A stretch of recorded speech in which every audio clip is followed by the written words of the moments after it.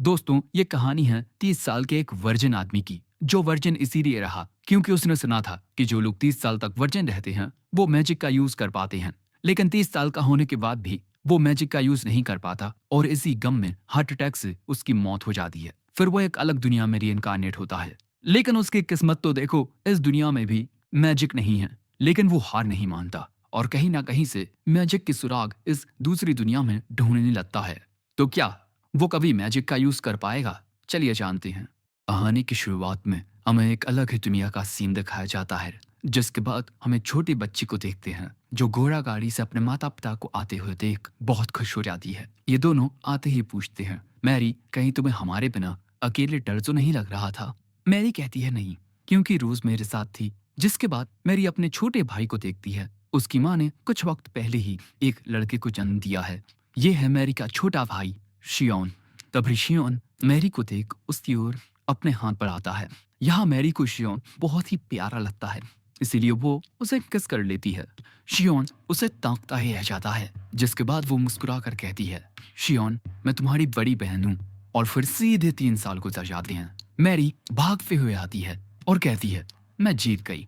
और जब शियोन वहां पहुंचता है तब तक वो काफी थक चुका था। वो कहता है, आप तो बहुत तेज हो दीदी। मैरी कहती है, आखिर हूं भी क्यों ना, मैं तुम्हारी बड़ी बहन हूं।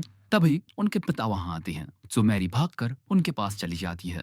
जियोन कहता है, मेरी दीदी में कितनी ज्यादा एनर्जी है। तभी मैरी के पिता कहते हैं, सच में तुम तो बहुत ही ज्यादा एनर्जेटिक हो मैरी। वो कहती है, हाँ, सब लोग मुझसे यही कहते हैं। और तभी शियोन को वहां देख उसके पिता कहते हैं, तो शियोन, तुम हमेशा की तरह डिपेंडेबल लग रहे हो।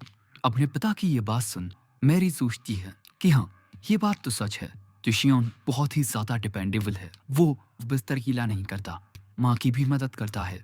और कई बार मैंने उसे बड़ों की तरह परेशान होते हुए भी देखा है। और भले ही शियोन सबके सामने ऐसे ही मुस्कुराता रहता हो, लेकिन मैरी ने छुप छुप कर शियोन को अजीब से शब्दों का उच्चारण करते हुए देखा है, जैसे fire ball, ice storm, thunder bolt. और जब मैरी उससे जाकर पूछती है कि वो क्या कर रहा था, तब वो कहता है, कुछ नहीं। प्रेजेंट में मैरी मन में कहती है, ये शियोन ली मुझसे बहुत सारी बातें छुपाता है। अब रात के वक्त हम इन सभी को डिनर करते हुए देखते हैं। लेकिन तभी शियोन खड़ा होकर अपने पिता से पूछता है कि पिताजी, क्या इस दुनिया में मॉन्स्टर्स एग्जिस्ट करते हैं? वो कहते हैं, हाँ बिल्कुल करते हैं। इसीलिए सभी बच्चों को जवान होने तक घर से बाहर नहीं निकलने दिया जाता। और अगर कभी तुम्हें मॉन्स्टर दिखाई दे जाए तो वहां से तुरंत भागो। साथ ही दोस्तों, इस दुनिया में स्पिरिट्स का तो नहीं पता, लेकिन फेरीज जरूर एग्जिस्ट करती हैं। लेकिन उनका मिल पाना बहुत ही ज्यादा रेयर होता है। आखिर में शियोन पूछता है, क्या इस दुनिया में मैजिक भी एग्जिस्ट करता है? वो कहते हैं, बिल्कुल भी नहीं, मैंने तो ये मैजिक वर्ड ही पहली बार सुना है। शियोन कहता है, हो सकता है कि आपको इस चीज के बारे में पता ना हो। वो कहते हैं, हाँ, ऐसी भी चीजें हैं जिनके बारे में मैं नहीं जानता, लेकिन जितनी जानकारी मुझे है उसके अनुसार मैजिक जैसा वर्ड एग्जिस्ट ही नहीं करता। वैसे शियोन, तुमने मॉन्स्टर्स, फेयरीज और इस मैजिक के बारे में कहाँ से सीखा? तभी मैरी शियोन से पूछती है, तुम ठीक तो हो ना शियोन? वो कहता है, हाँ मैं ठीक हूँ। लेकिन इसके बाद वो जरा उदास हो जाता है और फिर उसने कभी भी मैजिक की कोई बात नहीं की। फिर से 3 साल गुजरते हैं और हम देखते हैं कि शियोन बुक पढ़ रहा है और जो मैरी है वो तलवारबाजी की प्रैक्टिस कर रही है एक वुडन स्वॉर्ड के साथ। काफी देर प्रैक्टिस करने के बाद वो शियोन के बगल में आकर बैठ जाती है। लेकिन शियोन पूछता है, आप इतनी प्रैक्टिस क्यों करते हो? वो कहती है, क्योंकि अगर कभी कुछ होता है तब मैं चीजों को संभाल पाऊं। मान लो अगर मॉन्स्टर्स अचानक ही हमारे सामने आ गए तो। और मुझे लगता है कि मेरी फाइटिंग स्किल्स काफी अच्छी हैं, इनसे मैं तुम्हारी हिफाजत करूंगी। मैं तुम्हारी बड़ी बहन हूँ और अगर मैंने खुद को स्ट्रॉन्ग नहीं बनाया तो अब जरूरत के वक्त पर मैं तुम्हारी मदद नहीं कर पाऊंगी। शियोन कहता है, आप ये सब मेरे लिए कर रहे हो? वो कहती है, हाँ, मैं बहुत ज्यादा स्मार्ट तो नहीं हूँ, लेकिन फिजिकल वर्क में मैं बेहतर हूँ। और यहाँ शियोन अपनी बहन को देखता रह जाता है। अब शाम के वक्त एक झील किनारे हम फिर से मैरी को प्रैक्टिस करते हुए देखते हैं। यहाँ एक और लड़की है, इसका नाम रोज है। ये मैरी से पूछती है, तुम दिन भर यही करती रहती हो, तुम बोर नहीं होती? और तुम्हारा छोटा भाई, वो हमेशा की तरह घर में बैठकर पढ़ रहा होगा, है ना? तुम दोनों भाई बहन कितने अजीब हो। दोस्तों, तभी हम मैरी को थोड़ा निराश देखते हैं। उसने रातों में भी शियोन को बहुत फोकस के साथ पढ़ते हुए देखा है और वो समझती है कि आखिर क्यों शियोन इतनी ज्यादा मेहनत कर रहा है। भले ही उस दिन के बाद शियोन ने उन चीजों से रिलेटेड कभी कोई बात नहीं की, लेकिन आज भी वो कड़ी मेहनत कर रहा है। और तभी अचानक ये दोनों देखती हैं कि सामने की झील में कुछ चमक रहा है, और ये देख मैरी हैरान हो जाती है। अगले दिन वो शियोन को उसी जगह पर लेकर जाने लगती है। शियोन कहता है, दीदी, माँ ने हमें घर से ज्यादा दूर जाने के लिए मना किया है। सो मैरी कहती है, तुम चिंता मत करो, मैं हूं ना। अब शाम के वक्त हम इन दोनों को उसी झील किनारे बैठे हुए देखते हैं। शियोन कहता है, माँ हम पर गुस्सा करेंगी। वो कहती है, हाँ वो करेंगी तो, लेकिन यहाँ पर आना वर्थ इट होगा। एंड अगले सीन में ये देखते हैं कि झील के अंदर से लाइट निकलने लगी है, जो देख शियोन हैरान हो जाता है। मैरी बताती है कि हर शाम इस झील से ऐसी ही रोशनी निकलती है, और जब सबसे पहले मैरी ने ये चीज देखी थी, वो अपने माता पिता को यहाँ लेकर आई। लेकिन ताज्जुब की बात ये हुई कि उन दोनों को ही ये रोशनी दिखाई नहीं दी, और इसी बात ने मुझे परेशान किया कि आखिर उन दोनों को ये दिखाई क्यों नहीं दे रही। लेकिन तुम भी इसे देख पा रहे हो, जिसका मतलब ये कुछ लोगों को दिखाई देती है और कुछ को नहीं। वैसे सच कहूं तो ये बिल्कुल मैजिक की तरह है ना? वही मैजिक जिसके बारे में तुमने कहा था। शियोन कहता है, आपको अब तक याद है? मैरी कहती है, मेरी याददाश्त बहुत अच्छी तो नहीं है, लेकिन ये बात तुमने कही थी, इसीलिए हाँ बिल्कुल मुझे याद है। लेकिन भैया ये बात सुन शियोन बहुत ही ज्यादा इमोशनल हो जाता है। सो मैरी उसे शांत करती है और इसके बाद पूछती है, अब तुम उदास तो नहीं हो ना? वो कहता है, नहीं, अब मुझे बहुत अच्छा लग रहा है। जो बात सुन मैरी खुश हो जाती है, जिसके बाद ये दोनों झील की ओर देखते हैं। और फिर अगले दिन सुबह होते ही ये दोनों बहुत जल्दी ब्रेकफास्ट करके यहाँ से चले जाते हैं। इनके माता पिता को तो कुछ समझ ही नहीं आता, जिसके बाद हमें उसी झील का सीन दिखाया जाता है, और यहाँ पर ये दोनों मछली पकड़ने के लिए आए हैं। लेकिन दौड़कर आने की वजह से शियोन बहुत ज्यादा थक चुका है। वैसे ये दोनों काफी सुबह सुबह आ चुके हैं, इसीलिए आज इनके पास काफी सारा टाइम है। और हमें पता चलता है कि शियोन इस झील को इन्वेस्टिगेट करने आया है कि शाम के वक्त वो लाइट बॉल्स कहाँ से आती हैं। मैरी कहती है, वो तो झील में से आती हैं। शियोन कहता है, हाँ, पर शायद झील में कोई चीज है जिसके अंदर से वो लाइट बॉल्स आती हैं। मैरी कहती है, मुझे कुछ ज्यादा समझ तो नहीं आ रहा, लेकिन तुम कह रहे हो तो सही होगा। वैसे अब हम क्या करने वाले हैं? शियोन कहता है, हम जो बाल्टियां लेकर आए हैं, सबसे पहले हम उन्हें झील के पानी से भर देंगे, जिसके बाद हम एक में मिट्टी और पत्थर डालेंगे, दूसरे में वाटर प्लांट्स और तीसरे में मछलियां। मैरी कहती है, मुझे नहीं पता इससे होगा क्या, लेकिन तुमने कहा है तो मैं ये करूंगी। जिसके बाद ये दोनों एक बाल्टी में वाटर प्लांट्स डाल देते हैं, दूसरे में पत्थर और तीसरे में सिर्फ पानी होता है, क्योंकि मछलियां तो अभी इन्हें पकड़ना बाकी है। लेकिन तभी शियोन कहता है, मैं बहुत ज्यादा खुश हूँ जो आप यहाँ मेरे साथ हो। मैरी कहती है, मैं बिल्कुल तुम्हारे साथ रहूंगी, आखिर मैं तुम्हारी बहन जो हूँ। शियोन कहता है, मेरे लिए इतना करने के लिए शुक्रिया। वो कहती है, तुम उदास थे, इसीलिए मैंने तुम्हारी मदद की, बस। और इसके अलावा मैं भी देखना चाहती थी कि मैजिक जैसी कोई चीज एग्जिस्ट करती भी है या नहीं। लेकिन अगर मैजिक इस दुनिया में सच में एग्जिस्ट करता है तो ये कितनी अच्छी बात है ना? जिसके बाद हम देखते हैं कि मैरी के कांटे में एक मछली फंस जाती है, जिसके बाद ये उस मछली को उस तीसरी बाल्टी में डाल देते हैं। ये एक ईच एंड ट्राउट नाम की मछली होती है और ये हर जगह पाई जाती है। ये बहुत ही ज्यादा कॉमन होती है। तभी वहाँ रोज आकर कहती है, मैरी तुम यहाँ क्या कर रही हो, और क्या ये तुम्हारा छोटा भाई है? वो कहती है, हाँ, इसका नाम शियोन है। जिसके बाद रोज भी शियोन को अपना इंट्रोडक्शन देती है, मेरा नाम रोज है और मैं इस दुनिया के सूखे रेगिस्तान में बेशकीमती फूल हूँ। मैरी कहती है, अरे ये बकवास कर रही है, ये हमारी तरह बस एक मामूली सी लड़की है। रोज कहती है, क्या यार मजा किरकिरा कर दिया, वैसे क्या कर रहे हो यहाँ तुम दोनों? रोज कहती है, हम मछली पकड़ रहे हैं। और इसके अलावा शियोन को भी झील के अंदर से वो लाइट बॉल्स आती हुई दिखाई दे रही थी। रोज कहती है, क्या ये सच है शियोन? वो कहता है, हाँ। इसके बाद हमें पता चलता है कि रोज भी यहाँ पर उन्हीं लाइट बॉल्स को देखने के लिए आई है, क्योंकि वो नजारा बहुत ही खूबसूरत होता है। जिसके बाद शियोन रोज से पूछता है, क्या तुम जानती हो कि वो लाइट बॉल्स क्या हैं और वो किस चीज से निकलती हैं? रोज कहती है, नहीं। लेकिन यहाँ पर शियोन रोज के कुछ ज्यादा ही करीब आ जाता है, जो देख मैरी को अच्छा नहीं लगता। अब शाम के वक्त हम देखते हैं कि झील में से वो लाइट बॉल्स निकलना शुरू हो गई हैं। रोज तो मस्त मछली पकड़ रही है, पर ये दोनों उन बाल्टियों में देख रहे हैं कि किस चीज से लाइट निकलती है, मछली में से या पानी में मौजूद पौधों में से या पानी के पत्थर और मिट्टी में से, लेकिन लाइट नहीं निकलती। शियोन पूछता है, क्या इस झील में ईट एंड ट्राउट के अलावा भी और जीव रहते हैं? मैरी कहती है, हाँ रहते तो हैं। रोज कहती है, लेकिन ऐसे तो झील में बहुत सारी चीजें रहती हैं, क्या तुम उन सभी को पकड़ोगे? अब इसीलिए शियोन के दिमाग में आइडिया आता है। वो अपने कपड़े उतारकर झील में जाने लगता है। मैरी को शियोन की इतनी चिंता हो रही थी कि वो भी अपने कपड़े उतारने लगती है झील में उसके साथ जाने के लिए, जिसके बाद वो शियोन के पास आ जाती है। और इसके बाद ये दोनों झील के अंदर से उन लाइट बॉल्स को आते हुए देखने लगते हैं। तभी शियोन एक लाइट बॉल को छूकर देखता है। ये गर्म होती है लेकिन इतनी ज्यादा नहीं, इसीलिए मैरी भी एक लाइट बॉल छूकर देखती है। जिसके बाद शियोन पानी के अंदर देखने की कोशिश करता है, लेकिन इसका कुछ फायदा नहीं होता क्योंकि पानी थोड़ा मैला होता है। लेकिन शियोन इतना तो समझ जाता है कि ये लाइट बॉल्स पानी के अंदर मौजूद किसी चीज में से आ रही हैं। लेकिन वो चीज कोई पौधा नहीं है बल्कि कोई लिविंग क्रिएचर है जो चलता फिरता रहता है, क्योंकि ये लाइट बॉल्स अलग अलग जगहों से निकल रही हैं, ना कि एक सीधी रेखा में। लेकिन हाँ, किसी को नहीं पता कि वो क्रिएचर क्या है। जिसके बाद कपड़े पहनकर शियोन कहता है, शुक्रिया दीदी, आपने मेरी इतनी मदद की। मैरी कहती है, हमें परिवार हैं, तुम्हें हर एक चीज के लिए मुझे शुक्रिया कहने की कोई जरूरत नहीं है। शियोन कहता है, भले ही हम परिवार हूँ, लेकिन आपके प्रति जो मैं फीलिंग्स रखता हूँ उन्हें आपको बताना बहुत जरूरी है।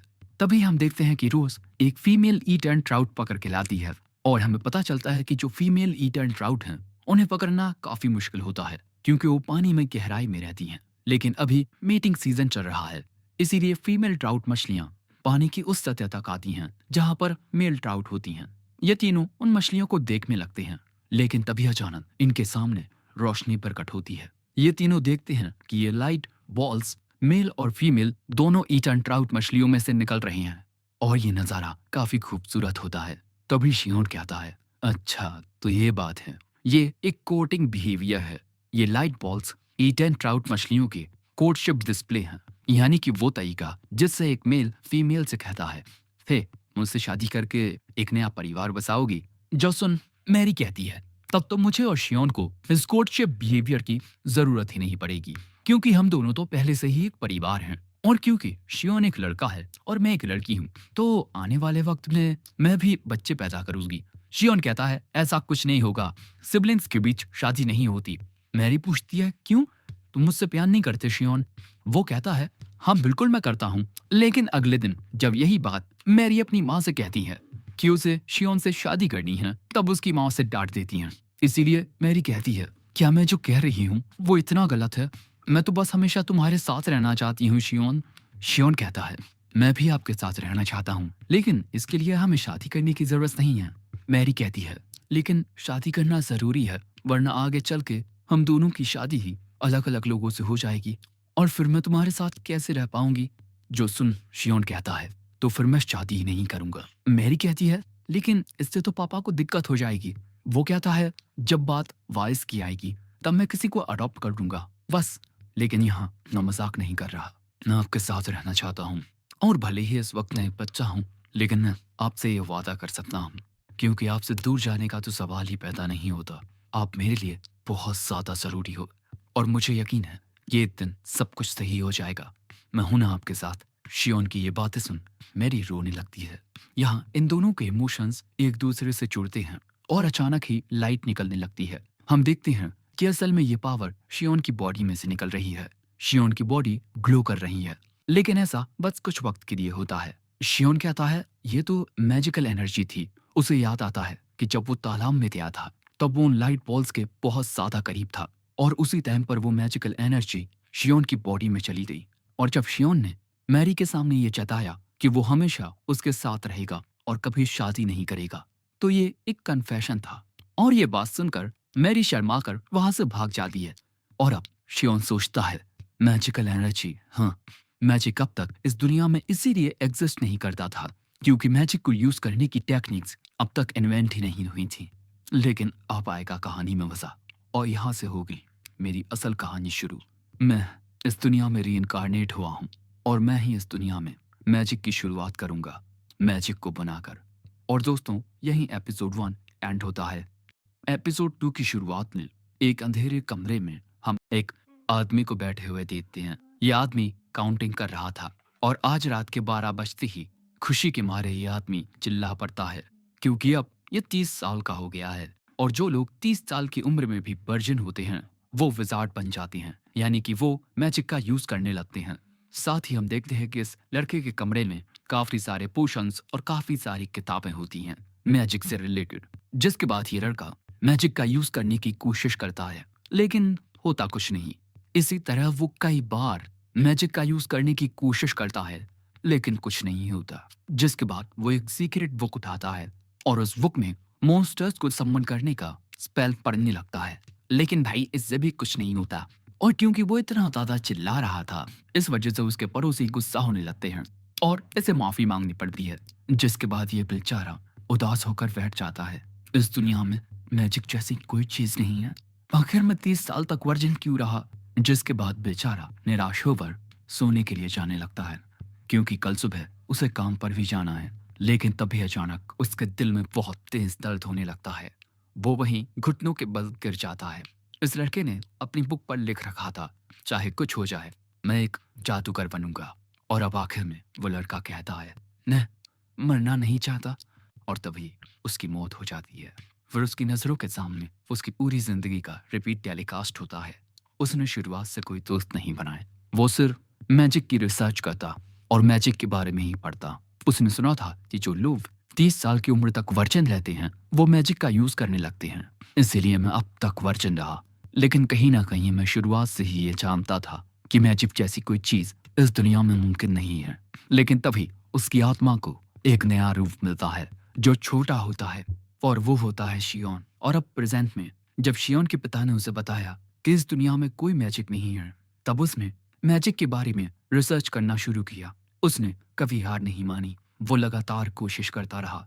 लेकिन उसने जितना ज्यादा इस दुनिया के बारे में और जाना समझा, उतना ही उसे इस बात का एहसास होता गया कि सच में इस दुनिया में कोई मैजिक नहीं है। और अब वो 6 साल का हो गया है और अब जाकर उसे एक नई उम्मीद दिखी है। जिसके बाद शियोन यहाँ पर भी मैजिक यूज करने की कोशिश करता है, लेकिन फिर से कुछ नहीं होता। शियोन को अभी भी पूरी तरह से यकीन नहीं है कि इस दुनिया में मैजिक एग्जिस्ट करता भी है या नहीं। लेकिन तभी मैरी उसके कमरे में आती है। वो कहता है, आपको दरवाजा खटखटा कर आना चाहिए। मैरी कहती है, ओ तो अब तुम्हें शर्म आने लगी है? शियोन मन में कहता है, अभी नहीं आती, लेकिन कभी तो आएगी। जिसके बाद मैरी कहती है, चलो स्नैक टाइम हो गया है। लेकिन तभी शियोन मैरी को अपने पास बैठने के लिए बुलाता है। जिसके बाद मैरी उसके पास आकर बैठ जाती है और अगले ही पल में शियोन कहता है, दीदी आई लव यू। उसकी ये बात सुन मैरी बहुत शर्माने लगती है। लेकिन तभी अचानक फिर से शियोन की बॉडी ग्लो करती है। शियोन कहता है, मैंने सही सोचा था, जब मैंने प्यार का इजहार किया तभी मैजिकल एनर्जी एक्टिवेट हो गई। लेकिन क्या इसका मतलब जब भी मुझे मैजिकल पावर को एक्टिवेट करना होगा मुझे ऐसे ही प्रपोज करना होगा? नहीं यार, मैं ऐसा नहीं कर सकता। लेकिन तभी वो देखता है कि मैरी उसकी ओर गुस्से में दिख रही है। जिसके बाद वो उस पर गुस्सा करते हुए कहती है, तुम मेरा इस्तेमाल किसी खिलौने की तरह कर रहे हो, है ना? तुमने अभी अभी मुझसे झूठ कहा। शियोन कहता है, नहीं वो सच था। मैरी शर्माते हुए कहती है, तुम सच कह रहे हो? शियोन सोचता है, अरे ये तो बहुत जल्दी मान गई। फिर मैरी कहती है, अगर तुम सच कह रहे हो तब मैं तुम्हें माफ कर देती हूँ। वैसे क्या तुम्हें इस मैजिक के बारे में कुछ और पता चला? वो कहता है, अभी तो देखकर ये लगता है कि जब भी मैं अपनी फीलिंग्स को जाहिर करूंगा तब मेरी मैजिकल पावर रिलीज होगी। लेकिन साथ ही मैं कुछ और ट्राई भी करना चाहता हूँ। जब भी मैं अपनी फीलिंग्स को जाहिर करता हूँ मैं उन फीलिंग्स को बेहतर तरीके से समझ पाता हूँ। यानी दूसरे शब्दों में मुझे अपने इमोशंस को और अच्छे से समझना होगा। जिसके बाद शियोन थोड़ा कॉन्सेंट्रेट करता है एंड फिर से उसकी बॉडी ग्लो करने लगती है। मैरी कहती है, अरे तुम तो ग्लो कर रहे हो। खुश होकर शियोन कहता है, मैंने कर दिया, लेकिन हाँ मैं अपनी बॉडी को सिर्फ ग्लो ही कर पाता हूँ अभी। मैरी कहती है, तुम अपनी बॉडी को ग्लो कर सकते हो, ये तो बहुत अमेजिंग है। शियोन मन में कहता है, हाँ मेरी बॉडी ग्लो हुई, लेकिन अब मुझे और भी चीजें सीखनी होंगी ताकि मैं इस दुनिया में मैजिक को क्रिएट कर पाऊं। अब देखो भाई लोग, इस चीज को समझना बहुत आसान है। एग्जाम्पल के लिए एक इलेक्ट्रिक ईल में इलेक्ट्रो रिसेप्टर्स होते हैं जो आसपास की इलेक्ट्रिक फील्ड्स को सेंस कर सकते हैं। साथ ही उनकी बॉडी में एक स्पेशल इलेक्ट्रिक ऑर्गन होता है जिससे इलेक्ट्रिसिटी प्रोड्यूस होती है। बिल्कुल इसी तरह इस दुनिया के इंसानों में भी कोई ऐसा ऑर्गन है जिससे वो मैजिक को सेंस कर सकते हैं, साथ ही उसे प्रोड्यूस भी कर सकते हैं। और इस वक्त मैजिकल एनर्जी रिलीज होने की कंडीशन है मैजिकली चार्ज्ड स्टेट, और ये नाम इसे मैंने दिया है। और यही सोचते हुए शियोन बड़े अजीब ढंग से फंस रहा था। मैरी कहती है, अरे तुम इस तरह से हंसते हुए बड़े अजीब लग रहे हो, लेकिन आज मैंने पहली बार तुम्हें इतना ज्यादा खुश देखा है। और यही देखकर मैरी भी खुश हो रही थी। अब ऐसे ही 1 महीना गुजर जाता है और इस 1 महीने में शियोन ने कुछ चीजें सीखी हैं। पहला, मैजिकली चार्ज स्टेट को अचीव करने के लिए एक सर्टेन लेवल के पावरफुल इमोशन की जरूरत होती है, लेकिन फिर दिक्कत आती है उस इमोशन को उसी पावरफुल लेवल में मेंटेन करने में। दूसरा, एक ही दिन में आप कितनी बार मैजिकली चार्ज स्टेट को अचीव कर सकते हो, ये भी लिमिटेड है, क्योंकि काफी ज्यादा मैजिकल पावर यूज करने के बाद आपकी बॉडी इतनी थक जाएगी कि आपसे उठा तक नहीं जाएगा। और तीसरा, अगर इस बार आपने अपनी पूरी मैजिकल पावर को एक साथ लिमिट तक पुश कर दिया, तो अगली बार आपकी मैजिकल पावर यूज करने की कैपेसिटी थोड़ी और बढ़ जाएगी। एंड फोर्थ, बिल्कुल उन मैजिकल लाइट बॉल्स की तरह एक मैजिकली चार्ज्ड स्टेट को भी वो लोग नहीं देख सकते जिनमें मैजिकल एनर्जी यूज करने का पोटेंशियल नहीं होता। और जिन लोगों में इस मैजिकल एनर्जी को देखने का पोटेंशियल होता है, वो इसकी गर्माहट भी महसूस कर सकते हैं। और पांचवा, जो शियोन के लिए सबसे बड़ी मुश्किल है, कि वो मैजिक लाइट बॉल्स को नहीं बना सकता। और शायद ऐसा इस वजह से है कि एक पर्सन कितनी मैजिकल एनर्जी को प्रोड्यूस कर सकता है, उसकी एक लिमिट है। और शायद जितनी मैजिकल एनर्जी शियोन के पास है, उससे वो अपनी बॉडी को सिर्फ ग्लो ही कर सकता है। 1 मिनट, इसका मतलब कि उसमें एक मछली से भी कम मैजिकल एनर्जी है। और यही सोचते हुए वो कहता है, यानी कि मैजिकल एनर्जी बिल्कुल किसी गेम के एमपी की तरह होगी। आप जितनी चाहे कोशिश कर लो, आप एमपी नहीं बना सकते। इसका मतलब मेरा तो डेड एंड आ गया। अरे नहीं, इतनी दूर आने के बाद मैं हार नहीं मान सकता। उन ट्राउट मछलियों की बॉडी में से वो लाइट बॉल्स निकल रही थी। और तभी शियोन को एक आइडिया आता है। वो मैजिकली चार्ज स्टेट में आकर अपनी पूरी मैजिकल एनर्जी को अपने हाथ में लाने की कोशिश करता है, लेकिन अभी उसके लिए ऐसा कर पाना बहुत मुश्किल होता है। वो समझ चुका है कि अगर उसे मैजिक का यूज करना है, तब उसे लॉजिक और इमोशन को मिक्स करना होगा। जिसके बाद वो एक और चीज ट्राई करता है। वो सोचता है कि अगर मैजिकल एनर्जी मेरे राइट हैंड में इकट्ठा हो गई, तब वो कितना खुश होगा। और उसी इमोशन को फील करते हुए इस बार शियोन के राइट हैंड में काफी मैजिकल एनर्जी इकट्ठा हो जाती है और थोड़ी ही देर में वो मैजिकल पावर एक लाइट बॉल बन जाती है। और ये देख शियोन बहुत ज्यादा खुश होता है। मेरा दायां हाथ चमक रहा है। और उसके बाद वो उस लाइट बॉल के साथ दीवार में मुक्का मारता है, लेकिन इससे बेचारे को चोट आ जाती है। मुझे लग रहा था कि मैं उस लाइट बॉल से अटैक कर पाऊंगा, लेकिन वो तो एक मामूली लाइट बॉल थी। लेकिन कोई बात नहीं, इस बार मैं एक लाइट बॉल बनाने में कामयाब हो गया। हाँ तो दोस्तों, मैजिकल एनर्जी को चार्ज्ड स्टेट में एक ही स्पेसिफिक जगह पर इकट्ठा करने की टेक्निक को कहते हैं गैदर्ड मैजिक। और अब शियोन कहता है, मैं इसी तरह प्रैक्टिस करता रहूंगा जब तक मैं बेहोश ना हो जाऊं। अगले सीन में हम देखते हैं कि शियोन के पिता इन तीनों को फाइटिंग ट्रेनिंग देने वाले हैं, लेकिन बेचारा शियोन तो काफी थका हुआ लगता है। और इस ट्रेनिंग में शियोन और रोज आज से ही शामिल हुए हैं। यहाँ शियोन के पिता कहते हैं, तुम सभी को फोकस के साथ ट्रेनिंग करनी होगी, क्योंकि ये लकड़ी की तलवार भी लोगों को मारने की ताकत रखती है। लेकिन तभी शियोन कहता है, मुझे लड़ाई झगड़ा पसंद नहीं, इसीलिए मैं तलवारबाजी नहीं सीखना चाहता। लेकिन उसके पिता कहते हैं, तलवारबाजी सीखना बहुत ज्यादा जरूरी है। भले ही तुम इंसानों से ना लड़ो, लेकिन टाउन के बाहर चारों ओर खतरनाक मॉन्स्टर्स फैले हुए हैं। रोज तलवारबाजी इसीलिए सीख रही है ताकि वो जरूरत के वक्त अपनी हिफाजत कर पाए। इसीलिए मैरी शियोन से कहती है, तुम्हें भी ये करना होगा। बेचारा शियोन, वो तो गैदरिंग मैजिक करना चाहता था। थोड़ी ही देर प्रैक्टिस करने के बाद शियोन काफी थक जाता है। उसके पिता कहते हैं, मुझे लगा नहीं था कि तुम तलवारबाजी में इतने बुरे होगे। और रोज, तुमने काफी पोटेंशियल है। अगर तुम इसी तरह से ट्रेनिंग करती रही, तो तुम एक माहिर तलवारबाज बन जाओगी। और मैरी, मैं देखना चाहता हूँ तुमने कितनी ग्रोथ की है। हम देखते हैं दोस्तों, मैरी यहाँ अपने पिता से मुकाबला करने के लिए तैयार थी।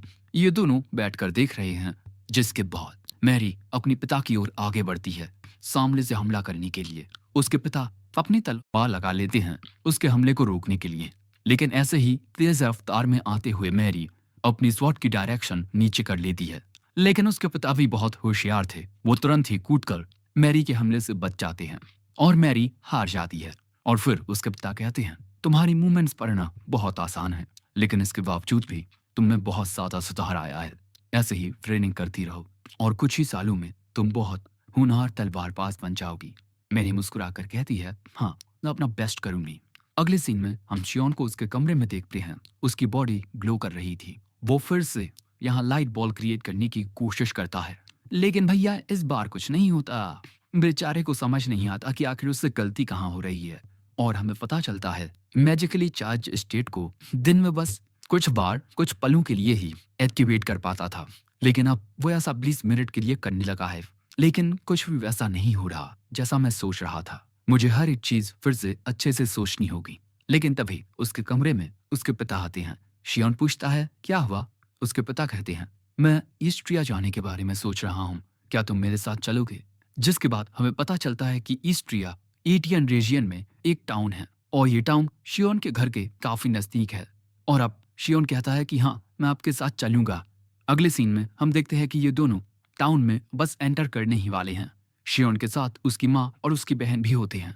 टाउन में आने के बाद सबसे पहले ये लोग शॉपिंग करेंगे और उसके बाद घर जाने से पहले स्मिथी के पास जाएंगे और वो शियोन और मैरी से कहते हैं तुम दोनों हमारे साथ ही रहना। बेचारा शियोन सोच रहा था कि उसे अच्छे से टाउन घूमने का मौका मिल जाएगा, लेकिन शायद अभी उसकी इतनी उम्र नहीं हुई। जिसके बाद ये चारों आगे बढ़ने लगते हैं और हम देखते हैं कि शॉपिंग के दौरान शियोन सब कुछ अच्छे से ऑब्जर्व कर रहा था। और फिर शॉपिंग करने के बाद शियोन के माता पिता एक शॉप में चले जाते हैं और ये दोनों उस दुकान के बाहर होते हैं।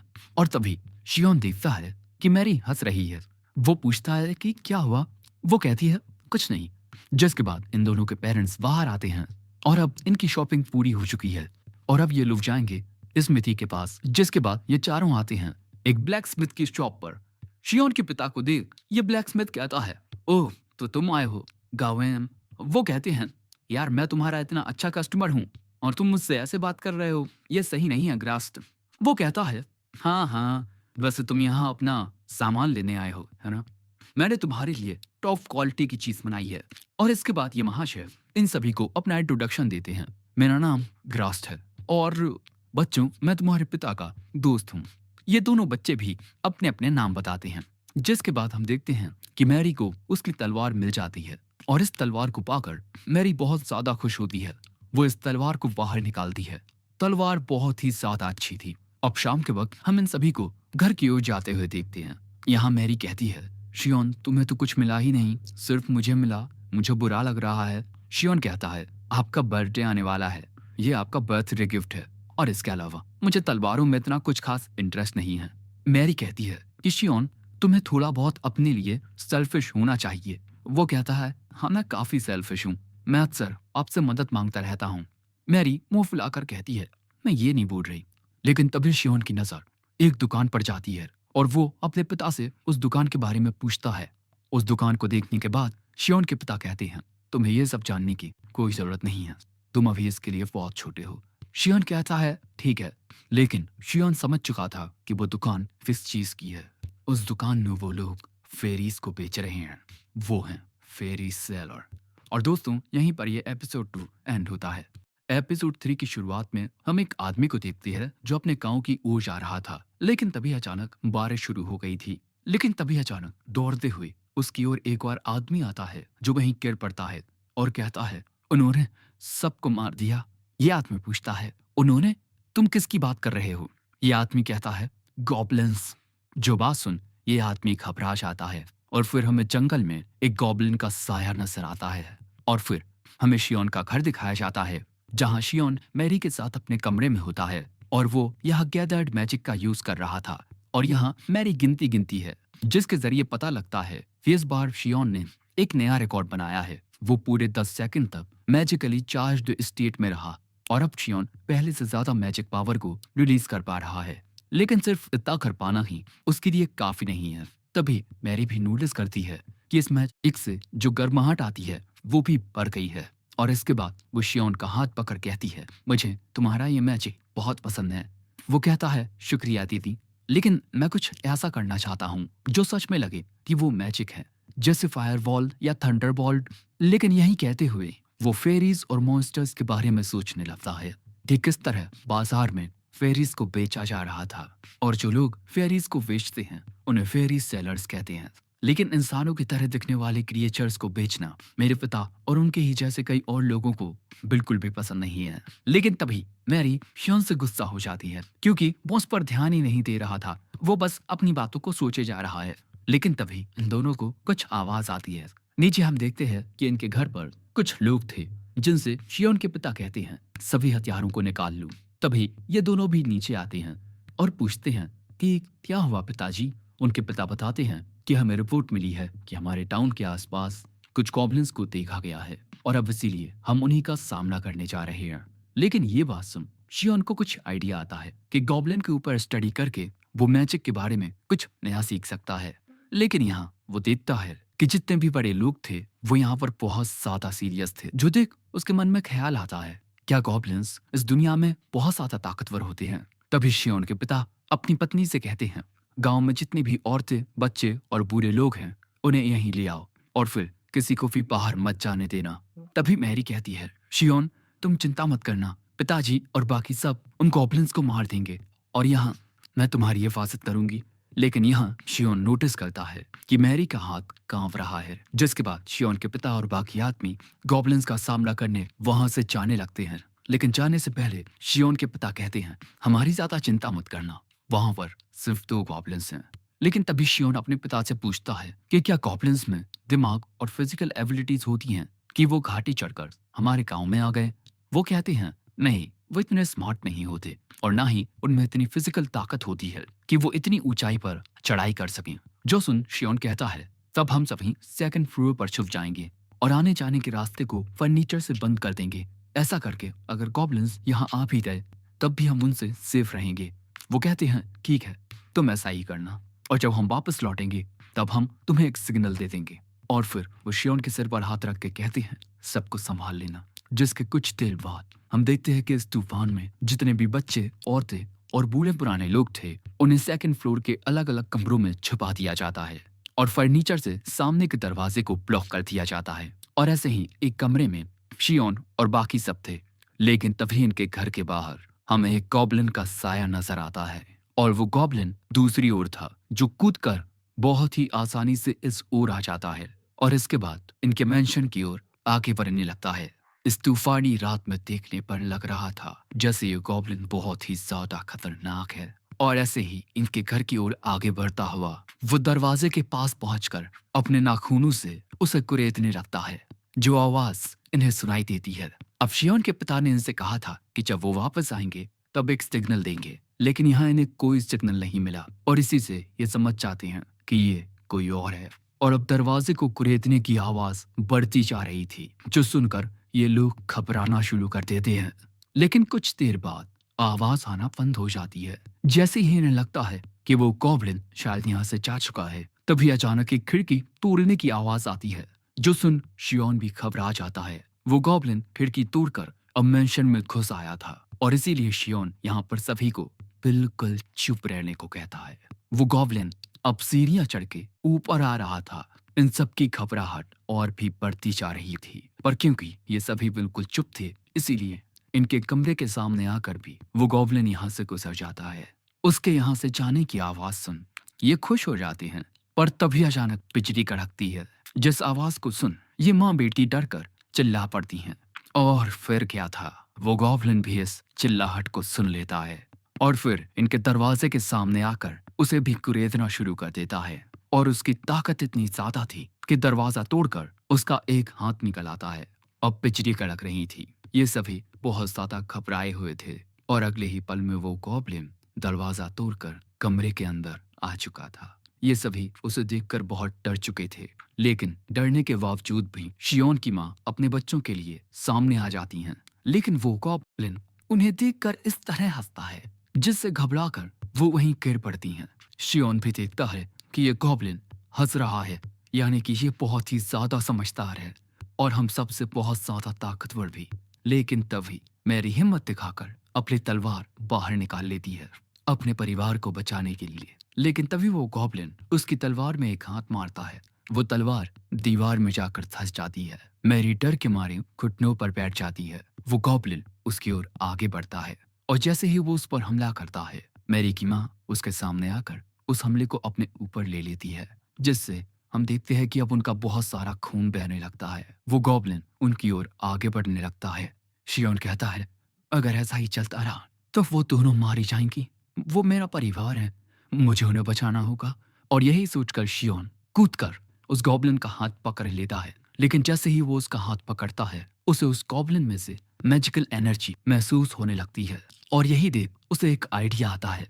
वो गैदर्ड मैजिक का यूज करके इस गॉब्लिन का हाथ पकड़ लेता है, जिससे हम देखते हैं कि मैजिकल पावर शियोन के हाथ में इकट्ठा होने लगती है। लेकिन ये चमकती हुई लाइट सिर्फ और सिर्फ मैरी और रोज को दिखाई दे रही थी। बाकी सबको सिर्फ ऐसा दिख रहा था कि शियोन नॉर्मली उस गॉब्लिन का हाथ पकड़े हुए है। और फिर हम देखते हैं कि शियोन के ऐसा करने से उस गॉब्लिन का हाथ चलने लगता है, जिससे डरकर वो गॉब्लिन शियोन को घुमाकर फेंक देता है। लेकिन अपना हाथ जलने से वो खुद भी दर्द के मारे वहीं तड़पने लगता है। और तभी शियोन फिर से खड़ा होकर उस गॉब्लिन की ओर जाता है। गैदर्ड मैजिक का यूज करते हुए वो उसका सिर भी पकड़ लेता है, और ऐसा करने से अब उस गॉब्लिन का सिर चलने लगता है। शियोन अपना पूरा जोर लगाते हुए उस गॉब्लिन को दबाए रहता है, और थोड़ी ही देर में वो गॉब्लिन मारा जाता है। शियोन को यकीन नहीं होता कि उसने एक गॉब्लिन को मार दिया, और अब इसी वजह से वहां मौजूद ये माँ बेटी अब शियोन से भी डरने लगते हैं। मैरी और रोज भी ये देख बहुत हैरान थी। शियोन कहता है, तुम सब मुझे ऐसे क्यों देख रहे हो? लेकिन अगले ही पल में रोज शियोन का हाथ पकड़ कहती है, शियोन शुक्रिया, तुम्हारी वजह से हम सब बच गए।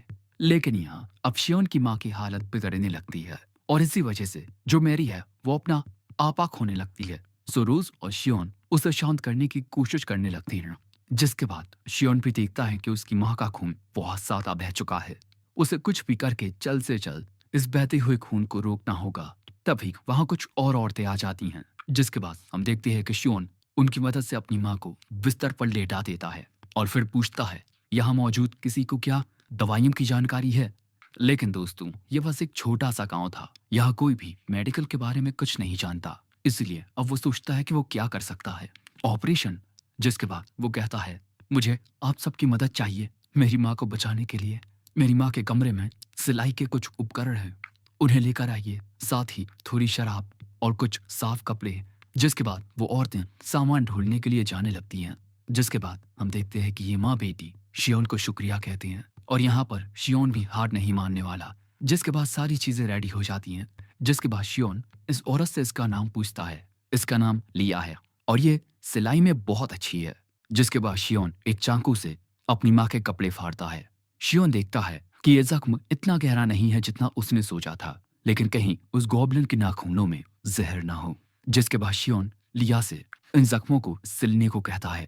लेकिन ये बात सुन लिया घबरा जाती है, क्योंकि अब तक इस दुनिया में जख्मों को सिलने का तरीका शायद से ढूंढा नहीं गया है।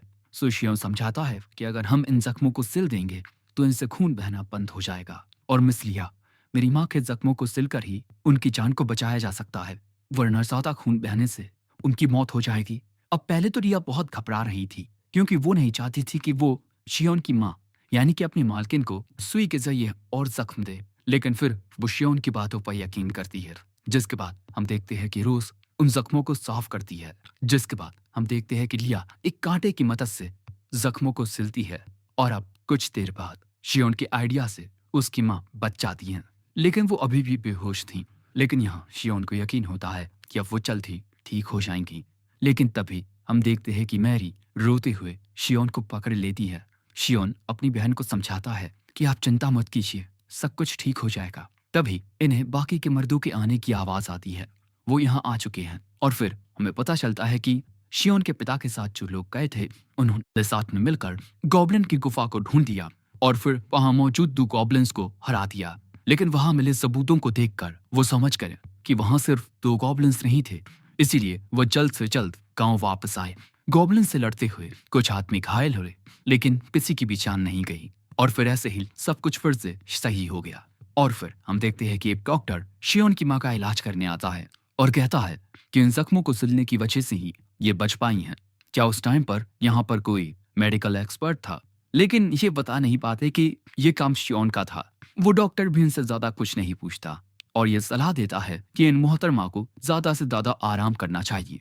और अब वो होश में भी आ चुकी हैं। मैरी यहाँ अपनी माँ से कहती है, मुझे माफ कर दीजिए, मेरी वजह से आपको चोट आ गई। लेकिन उसका हाथ थाम मोहतरमा कहती हैं, इसमें तुम्हारी गलती नहीं थी मैरी, तुमने सबको बचाने के लिए सामने आकर बहादुरी दिखाई, मुझे तुम पर गर्व है। ये बात सुन मैरी इमोशनल हो जाती है, अगले सीन में हम देखते हैं कि शियोन के पिता उससे कहते हैं, मुझे गाँव वालों से पता चला कि यहाँ पर क्या हुआ और ये भी कि तुमने किस तरह अपनी माँ का इलाज किया। मैं जानना चाहता हूँ कि तुमने इतना सब कुछ कर कैसे लिया, तुम्हारे पास इतनी मेडिकल नॉलेज कहाँ से आई। लेकिन यहाँ पर शियोन अपनी फैमिली को नहीं बता सकता कि वो अपनी पिछली जिंदगी में एक 30 साल का मर्द था। इसीलिए वो कहता है, मैं नहीं जानता कैसे, पर मुझे ये सब कुछ पता था। जो सुन उसके पिता पूछते हैं, तो फिर मुझे ये बताओ कि तुमने उस गॉब्लिन को कैसे हराया। उस पर वो चलने के निशान थे, क्या तुमने मैजिक का यूज किया। शियोन हैरान होकर पूछता है, आपको कैसे पता चला। वो कहते हैं, तुम अपनी उम्र के किसी भी बच्चे से बहुत ज्यादा लॉजिकल हो, पर कई बार हो तुम ऐसी बातें कहते हो जो समझ नहीं आती। तभी मैरी कहती है, पापा शियोन बहुत अमेजिंग है, वो अपनी जी जान लगाकर मैजिक की रिसर्च कर रहा है। उसके पिता ये जान हैरान होते हैं कि शियोन कुछ ऐसा कर रहा है। देखो शियोन, मैं तुम्हें सख्त हिदायत देता हूँ कि तुम इस बारे में किसी भी आउटसाइडर को ना बताओ, साथ ही तुम मैजिक जैसी खतरनाक चीज के बारे में रिसर्च करना भी बंद कर दो। मैरी कहती है, नहीं वो ऐसा नहीं करेगा, वो शुरुआत से इसके लिए बहुत मेहनत करता आ रहा है। लेकिन वो कहते हैं कि ये बहुत ज्यादा खतरनाक है और इसीलिए मैं इसको इस तरह ये सब नहीं करने दे सकता। लेकिन शियोन कहता है, मैं अपनी ये रिसर्च जारी रखूंगा। मैं समझता हूँ पिताजी कि आपको मेरी बहुत चिंता हो रही है, लेकिन अगर मैंने अपनी रिसर्च को छोड़ दिया तब शायद मैं अपने जीने के उद्देश्य को छोड़ दूं। आपके लिए भले से ही ये एक खतरनाक ताकत हो, लेकिन मेरे लिए ये मेरा सपना है। और अगर कभी भी मेरी वजह से किसी को भी कोई भी दिक्कत आती है तब आप मुझे इस घर से निकाल दीजिएगा। अब ये सुन शियोन के पिता समझ जाते हैं कि चाहे कुछ हो जाए शियोन अपनी रिसर्च जारी रखेगा। वो कहते हैं, अगर तुम इसी तरह ये करते रहे तो आगे चल के तुम्हें कोई नहीं अपनाएगा, तुम जिंदगी में अकेले रह जाओगे। क्या तुम्हें ये मंजूर है। वो कहता है, हाँ मुझे मंजूर है।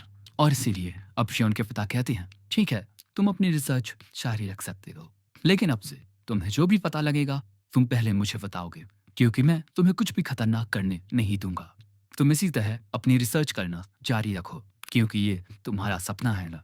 अपने सपने का तब तक पीछा करो जब तक कि तुम इसे हकीकत ना बना दो, और इसमें मैं भी तुम्हारी मदद करूंगा। ये बात सुन शियोन और मैरी बहुत खुश होते हैं, यहाँ तक कि उनकी आंखों में खुशी के आंसू भी आ जाते हैं, क्योंकि अब उनके पिता उनके साथ है। और यही एपिसोड 3 एंड होता है। एपिसोड 4 की शुरुआत में हम देखते हैं कि शियोन के पिता कुछ लकड़ियों में आग लगाते हैं, और फिर हमें पता चलता है कि यहाँ पर शियोन गैदर्ड मैजिक का यूज करके कुछ ट्राई करना चाहता है, जिसके बाद शियोन मैजिकली चार्ज्ड स्टेट में आता है और फिर वो आग के ऊपर अपना हाथ रखता है। लेकिन ऐसा करने से उसके हाथ में नीले रंग की आग लग जाती है, इसीलिए तुरंत उसके पिता उसके ऊपर पानी डाल देते हैं, जिससे वो आग बुझ जाती है। लेकिन ये काफी खतरनाक था। उसकी बहन आकर पूछती है, तुम ठीक तो हो ना। शियोन कहता है, हाँ मैं ठीक हूँ, और अब मैंने कुछ नया सीखा है। मैं जानना चाहता था कि क्या होगा अगर कोई शख्स जो मैजिक का यूज कर सकता है वो हाई लेवल की मैजिकल एनर्जी के कांटेक्ट में आएगा। और ये आइडिया मुझे तब आया जब मैंने उस गॉब्लिन के साथ लड़ाई की। लेकिन इसी के साथ एक नई बात जो मैंने जानी कि जब मैजिकल एनर्जी नेचुरल फेनोमेना से मिलती है तब क्या होता है, जो अभी अभी आप सभी ने देखा। मेरे हाथ पर जो गैदर्ड मैजिक था वो नीली आग की लपटों में तब्दील हो गया, और ऐसा इस वजह से हुआ क्योंकि नेचुरल फेनोमेना मैजिकल एनर्जी के कांटेक्ट में आया। तभी उसके पिता कहते हैं कि मैं मैजिकल एनर्जी को देख तो नहीं सकता, लेकिन जो मैंने अभी अपनी आंखों से देखा मुझे उस पर यकीन है। लेकिन तभी मैरी को इस बात का बुरा लगता है कि शियोन और पिताजी एक दूसरे को बहुत अच्छे से समझ पा रहे हैं, लेकिन इसे ऐसा लगता है जैसे इसे कुछ समझ नहीं आ रहा। सो शियोन अपनी बहन को समझाने की कोशिश करता है कि नहीं ऐसा नहीं है, आपके ही बदौलत तो मैं मैजिकल एनर्जी के बारे में पता लगा पाया। मैरी कहती है, हाँ तुमने सही कहा, ये सब मेरी वजह से हो रहा है। लेकिन तभी शियोन को समझ आता है कि अभी अभी उसने जो किया वो असल में फायर टाइप मैजिक ही था, और वो इसी बारे में सोचकर अब बहुत ही अजीब ढंग से हंसने लगता है कि अब वो भी फायर वॉल का यूज कर पाएगा। और अब शियोन हमसे कहता है कि बुरी घटनाओं से भी कुछ ना कुछ सीखा जा सकता है। और फिर वो दिन आता है जब असल में शियोन की मैजिक की रिसर्च असल में शुरू होती है। हम देखते हैं कि शियोन के पिता पानी फेंकने के लिए बिल्कुल तैयार थे, क्योंकि यहाँ पर शियोन गैदर्ड मैजिक का यूज करके फिर से आग में हाथ डालने वाला था।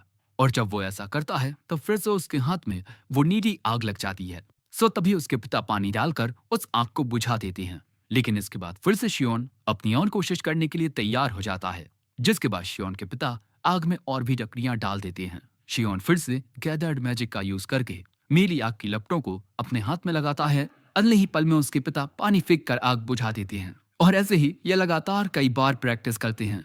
और फिर कुछ देर बाद शियोन के पिता कहते हैं चलो एक छोटा सा ब्रेक ले लो, जिसके बाद शियोन अपने भीगे हुए बदन को पोंछने लगता है।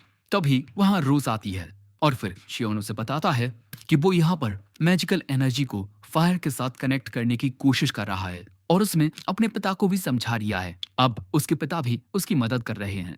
जिसके बाद शियोन कहता है वैसे कल के लिए शुक्रिया, जब मैंने गैदर्ड मैजिक का यूज करके उस गॉब्लिन को हरा दिया, तब जिस तरह तुमने मेरा साथ दिया उस बात से मैं बहुत खुश हुआ। रोज कहती है तुम्हें शुक्रिया कहने की कोई जरूरत नहीं है, क्योंकि तुम्हारी ही बदौलत उस दिन हम सभी उस गॉब्लिन से बच सके। वैसे यहाँ मुझे मैरी नहीं दिख रही, वो तो हमेशा तुम्हारे साथ रहती है। वहीं दूसरी ओर हम मैरी को देखते हैं जो स्वॉर्ड्समैनशिप की प्रैक्टिस कर रही थी, क्योंकि वो भी खुद को ज्यादा ताकतवर बनाना चाहती है। लेकिन यहाँ रोज शियोन से कहती है कि अगर मैरी को कोई भी दिक्कत होती है तब तुम उसे जरूर चेताना कि तुम उसके साथ हो, क्योंकि मेरे ख्याल से वो भी यही उम्मीद रखती है।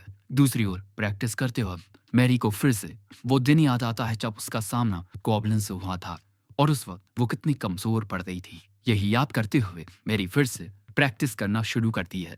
और चलो दोस्तों, अब तक हमने मैजिक के बारे में जो भी सीखा है उसे रिवाइज करते हैं। पहली, तुम जितनी ज्यादा मैजिकल एनर्जी को इकट्ठा करोगे तुम्हारे हाथों में उतनी ही बड़ी आग लगेगी, और तुम्हारे अंदर मौजूद मैजिकल एनर्जी जितनी ज्यादा बढ़ेगी तुम उतना ही ज्यादा ताकतवर मैजिक यूज कर पाओगे। दूसरी, शियोन ने आग के अलावा भी दूसरी गर्म चीजों पर गैदर्ड मैजिक के जरिए कनेक्ट होने की कोशिश की है और हर बार टेम्परेचर ज्यादा होने पर उसके हाथ में आग लगी है। तीसरा, जब शियोन मैजिकली चार्ज स्टेट में आग को छूता है तब उस टाइम पर उसके हाथ में नॉर्मल आग ही लगती है। और चौथी बात कि अगर तुम अपने हाथ में दस्ताना भी पहन लेते हो तब भी गैदर्ड मैजिक से तुम्हारे हाथ में आग लग जाएगी और तुम्हारा दस्ताना जल जाएगा। और फिर हम देखते हैं कि काफी सारी कोशिशें करने के बाद भी अब तक शियोन आग पर सही से काबू नहीं पा पाया है। इसीलिए शियोन कहता है कि काश वो भी ट्राउट मछलियों की तरह अपने हाथों से लाइट बॉल्स को निकाल पाता। लेकिन तभी मैरी कहती है कि मैं ये कर सकती हूँ और वो ऐसा करके भी दिखाती है, जो देख शियोन के होश उड़ जाते हैं। दोस्तों, मैरी ने शियोन से सीखा कि मैजिक का यूज कैसे करते हैं और उसके ट्राई करने पर वो भी मैजिक का यूज करने लगी।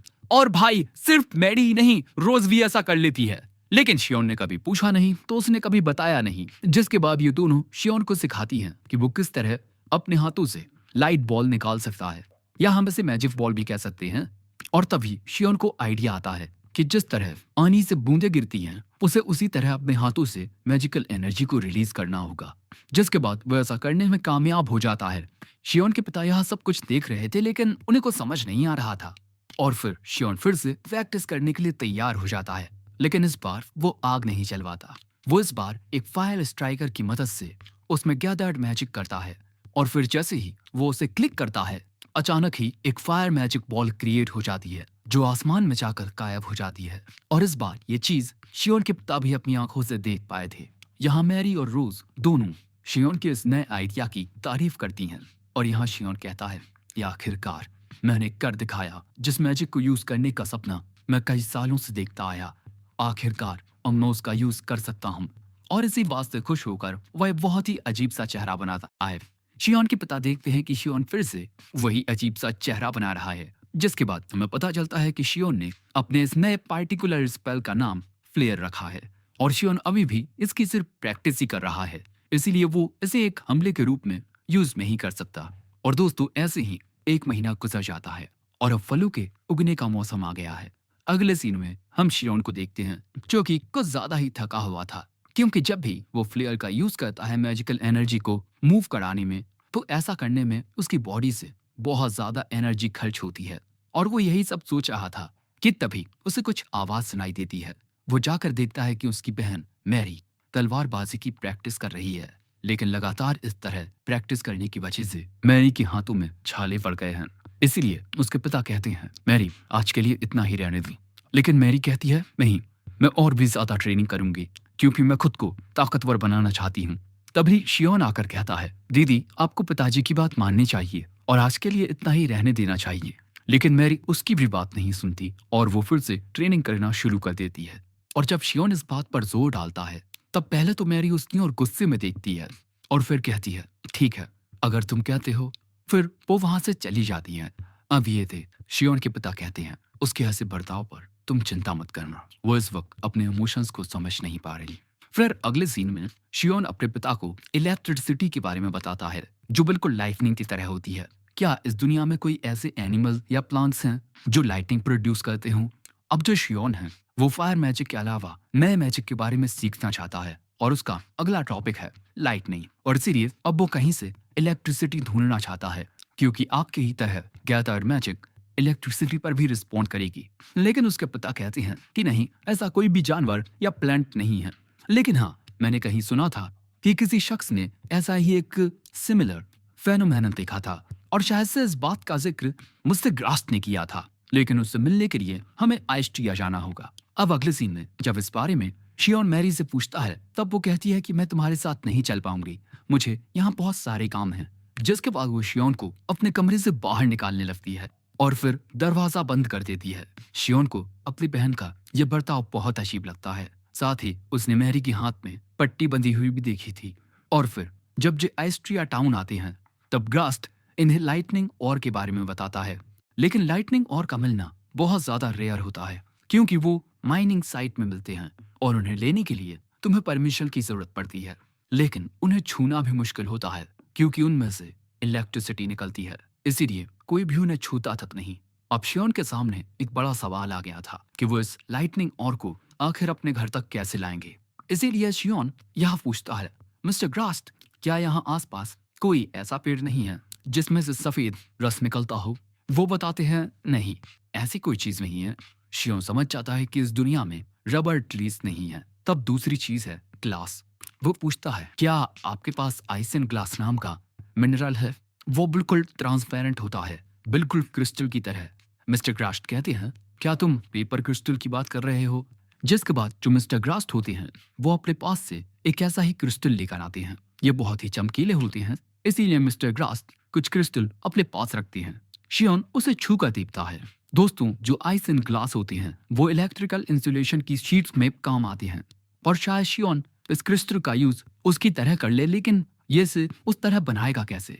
तभी रास्ट कहता है, भैया आजकल के बच्चे ना जाने क्या क्या सोचते रहते हैं। शियोन के पिता कहते हैं कि शियोन किसी नॉर्मल बच्चे की तरह नहीं है। फिर शियोन पूछता है, मिस्टर ग्रास्ट, क्या आपके पास ऐसा ही एक बड़ा क्रिस्टल है? मिस्टर ग्रास्ट बताते हैं कि एक इतना बड़ा क्रिस्टल लेने के लिए तुम्हें 4000 ड्रिल्म लगेंगे। और दोस्तों, इस दुनिया में ये काफी बड़ी रकम है। इतने में एक पूरा परिवार एक 5 स्टार रेस्टोरेंट में खाना खा ले। लेकिन शियोन के पिता शियोन के लिए वो खरीदने के लिए राजी हो जाते हैं क्योंकि आज तक शियोन ने अपने पिता से कुछ भी अपने लिए खरीदने को नहीं कहा। और वो कहते हैं कि मैं तुम्हारा पिता हूँ और अगर मेरी हैसियत इतनी है जितने में मैं तुम्हारी मदद कर सकूं तो मैं तुम्हारी मदद जरूर करूंगा। ग्रास्ट कहता है, तुम सच में बहुत ही अच्छे पिता हो। जिसके बाद हम देखते हैं कि ये लोग अपने घर पर उस लाइटनिंग ओर को लेकर आ जाते हैं और इस बार शियोन की माँ भी उसे देखने के लिए वहीं पर खड़ी हुई थी। जिसके बाद शियोन अपने हाथ में गैदर्ड मैजिक का यूज करके उस लाइटनिंग ओर के करीब जाता है और अपने हाथ से एक मैजिक बॉल क्रिएट करके उसे जैसे ही लाइटनिंग ओर के साथ जोड़ता है, अचानक ही कुछ बहुत अजीब होने लगता है। काफी सारी रेड लाइटनिंग क्रिएट होती है, लेकिन बस कुछ पलों के लिए, फिर वो लाइटनिंग गायब हो जाती है। इन दोनों को लगता है कि शियोन का एक्सपेरिमेंट फेल हो चुका है, इसीलिए ये दोनों उसे सहानुभूति देने लगते हैं। लेकिन शियोन अजीब ढंग से हंसते हुए कहता है, मेरा प्लान कामयाब रहा। और खुशी के मारे शियोन वही उछलने और कूदने लगता है। अपने बेटे को खुश देख शियोन की माँ भी खुश होती हैं।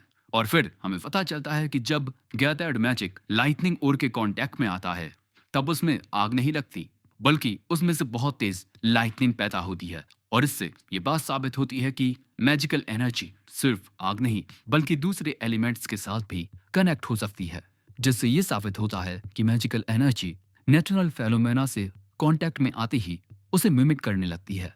यानी कि अब तक शियोन ने जितने भी मैजिक यूज करने के बारे में सोचा है वो उन सब का यूज कर सकता है। जिसके बाद शियोन अपने कमरे में बैठा सोच रहा था कि वो अपनी मैजिकल एनर्जी को इलेक्ट्रिक करंट में कन्वर्ट करके उसे एज इलेक्ट्रिक शॉक शूट कैसे कर पाएगा, क्योंकि मैजिकल एनर्जी लाइटनिंग ओर के कांटेक्ट में आते ही चारों ओर बिजली फेंकने लगती है। यानी कि शियोन तो उसके करीब भी नहीं जा सकता।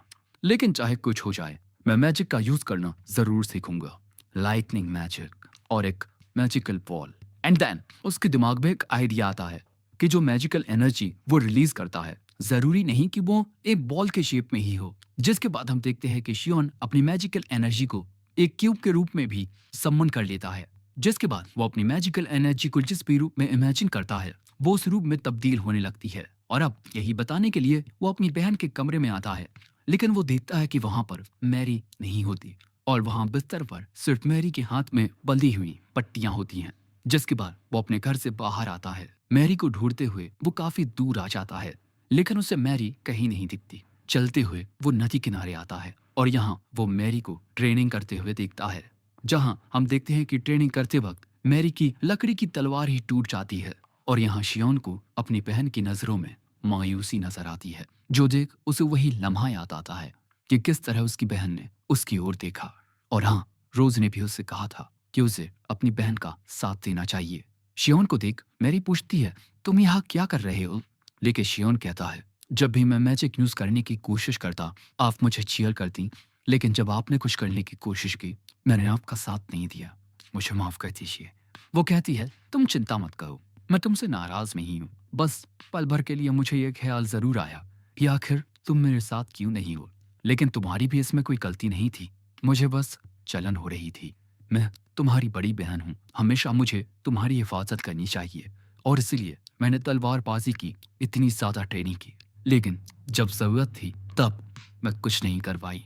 घबराहट के मारे मैं हिल तक नहीं पाई और अगर उस वक्त तुमने हमें ना बचाया होता तो मैं और माँ मारे जाते। और इस वजह से मुझे खुद पर गुस्सा आने लगा कि आखिर क्यों मैं उस वक्त कुछ नहीं कर पाई। शियोन कहता है, तब क्या आप अब मुझसे नफरत करती हैं?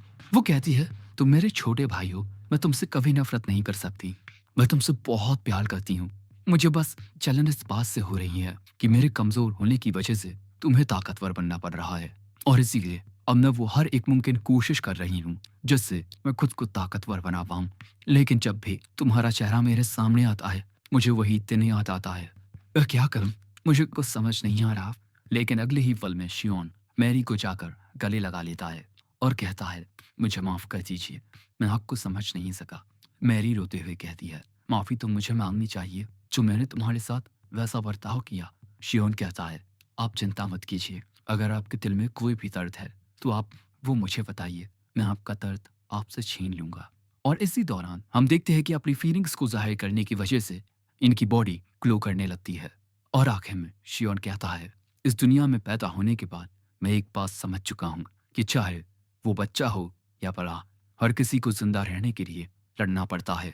और यही ये एपिसोड एंड होता है। एपिसोड 5 की शुरुआत में हम देखते हैं कि मैरी शियोन को पकड़े हुए हैं और इनका ये बहन भाई का प्यार देखकर रोज का तो वैसे ही दिमाग खराब हो गया है। जिसके बाद हमें पता चलता है कि उस शाम एक दूसरे के प्रति अपनी फीलिंग्स को शेयर करने के बाद मैरी इसी तरह शियोन से चिपकी हुई है। सो अब प्रेजेंट में शियोन कहता है, दीदी अगर आप थोड़ा दूर हो जाएंगी तो ये अच्छा रहेगा, क्योंकि अब मुझे अपना एक्सपेरिमेंट करना है। मैरी रोते हुए कहती है, तो क्या मतलब तुम्हारे रास्ते में आ रही हूँ? शियोन कहता है, ऐसा कुछ नहीं है, लेकिन ये एक मैजिकल एक्सपेरिमेंट है जिस वजह से ये काफी खतरनाक हो सकता है। चलो अब इस एक्सपेरिमेंट को स्टार्ट करते हैं। अब अगले सीन में हम देखते हैं कि शियोन अपनी ट्रेनिंग कर रहा होता है। वो गैदर्ड मैजिक का यूज करके अब काफी बड़े लेवल की मैजिक बॉल को क्रिएट करने लगा है। लेकिन हाँ, इसका मतलब ये नहीं है कि शियोन की मैजिकल एनर्जी इंक्रीज हो गई है, बल्कि उसकी पकड़ अपने जादू पर और भी मजबूत हो गई है। और जैसे जैसे वो अपनी मैजिकल एनर्जी का साइज बढ़ाता है वो मैजिकल एनर्जी और पतली होती जाती है। इसीलिए अब शियोन ट्राई करता है कि वो इस मैजिकल एनर्जी को आकार में बड़ा करने की बजाय और भी छोटा करने लगता है। जिसके बाद शियोन इस फ्लेम पिकर की सहायता से मैजिक एनर्जी को सीधा एक दिशा में शूट करता है। और दोस्तों, यहाँ पर शियोन जिस आइटम का यूज कर रहा है उसको शियोन ने गैस फ्लेयर नाम दिया है। जिसके बाद शियोन उस लाइटनिंग ओर के पास आता है और उसकी ओर छोटी साइज की मैजिकल एनर्जी को शूट करता है। लेकिन लाइटनिंग ओर के संपर्क में आते ही वो छोटी मैजिक बॉल डिस्ट्रॉय हो जाती है। और ऐसा इस वजह से हुआ क्योंकि इस लाइटनिंग ओर की तुलना में शियोन ने जो मैजिकल एनर्जी रिलीज की वो बहुत कम थी। और इसी तरह बारीकी से इन चीजों के बारे में रिसर्च करते हुए शियोन मैजिकल एनर्जी का शेप बदलना भी सीख गया है। जिसके बाद शियोन गैदर्ड मैजिक का यूज करके अपनी मैजिकल एनर्जी को लंबा करके उससे लाइटनिंग और को छूने की कोशिश करता है। लेकिन उसकी ऐसा करने से बहुत ही खराब रिएक्शन आता है और शियोन वही गिर पड़ता है। रोज और मैरी पूछती हैं, तुम ठीक तो हो ना शियोन? शियोन कहता है, हाँ मैं ठीक हूँ, जिसके बाद रोज कहती है, तुम्हारी मैजिकल एनर्जी ने ऐसी प्रतिक्रिया क्यों दी? मुझे तो लग रहा था कि तुम्हारी मैजिकल एनर्जी के संपर्क में आते ही वो लाइटनिंग और सामने की ओर प्रतिक्रिया देगा, लेकिन उसने वापस शियोन की ओर ही प्रतिक्रिया दी, जिसका मतलब ये है कि जब शियोन की मैजिकल एनर्जी ने लाइटनिंग ओर को टच किया, तब शियोन और लाइटनिंग और के बीच शियोन की मैजिकल एनर्जी से एक संपर्क बन गया, जिससे लाइटनिंग और की लाइटनिंग शियोन की ओर ही आई। जिसके बाद शियोन मन में कहता है, मुझे मैजिकल एनर्जी को और भी गहराई से सीखना होगा। और वैसे देखा जाए तो अब तक मैं काफी आसानी से प्रोग्रेस करता आ रहा हूँ, जिसका मतलब यही है कि ये दुनिया भी चाहती है कि मैं इस दुनिया में मैजिक को इन्वेंट करूं। तभी वहां शियोन के पिता के साथ मिस्टर ग्रास्ट आते हैं। अब यहाँ एक साथ बैठकर शियोन के पिता कहते हैं, शियोन, तुमने लाइटनिंग और उठाने के लिए जो आइडिया निकाला था, उसका इस्तेमाल इन महाशय ने अपने फायदे के लिए किया। ये सोच रहे हैं कि ये अपने फायदे के लिए तुम्हारे आइडिया का यूज करके लाइटनिंग और को उन गुफाओं में से बाहर निकालें, जिससे इन्हें बिजनेस में बहुत मुनाफा होगा। ग्रास्ट कहता है, मुझे माफ कर दो शियोन, मैंने तुम्हारी इजाजत के बिना तुम्हारे आइडिया को यूज किया। शियोन कहता है, मुझे इसमें कोई दिक्कत नहीं है। ग्रास्ट कहता है, क्या? लेकिन मैं तुम्हारे आइडिया का यूज अपने फायदे के लिए कर रहा हूँ। शियोन कहता है, हाँ तो इसमें क्या दिक्कत है? शियोन के पिता कहते हैं, बात सिर्फ इतनी नहीं है, बात इससे ज्यादा बड़ी है। जिसके अगले सीन में हम शियोन और मैरी को एक अलग कमरे में देखते हैं, और इस कमरे में चारों ओर लाइटनिंग और फैले हुए थे।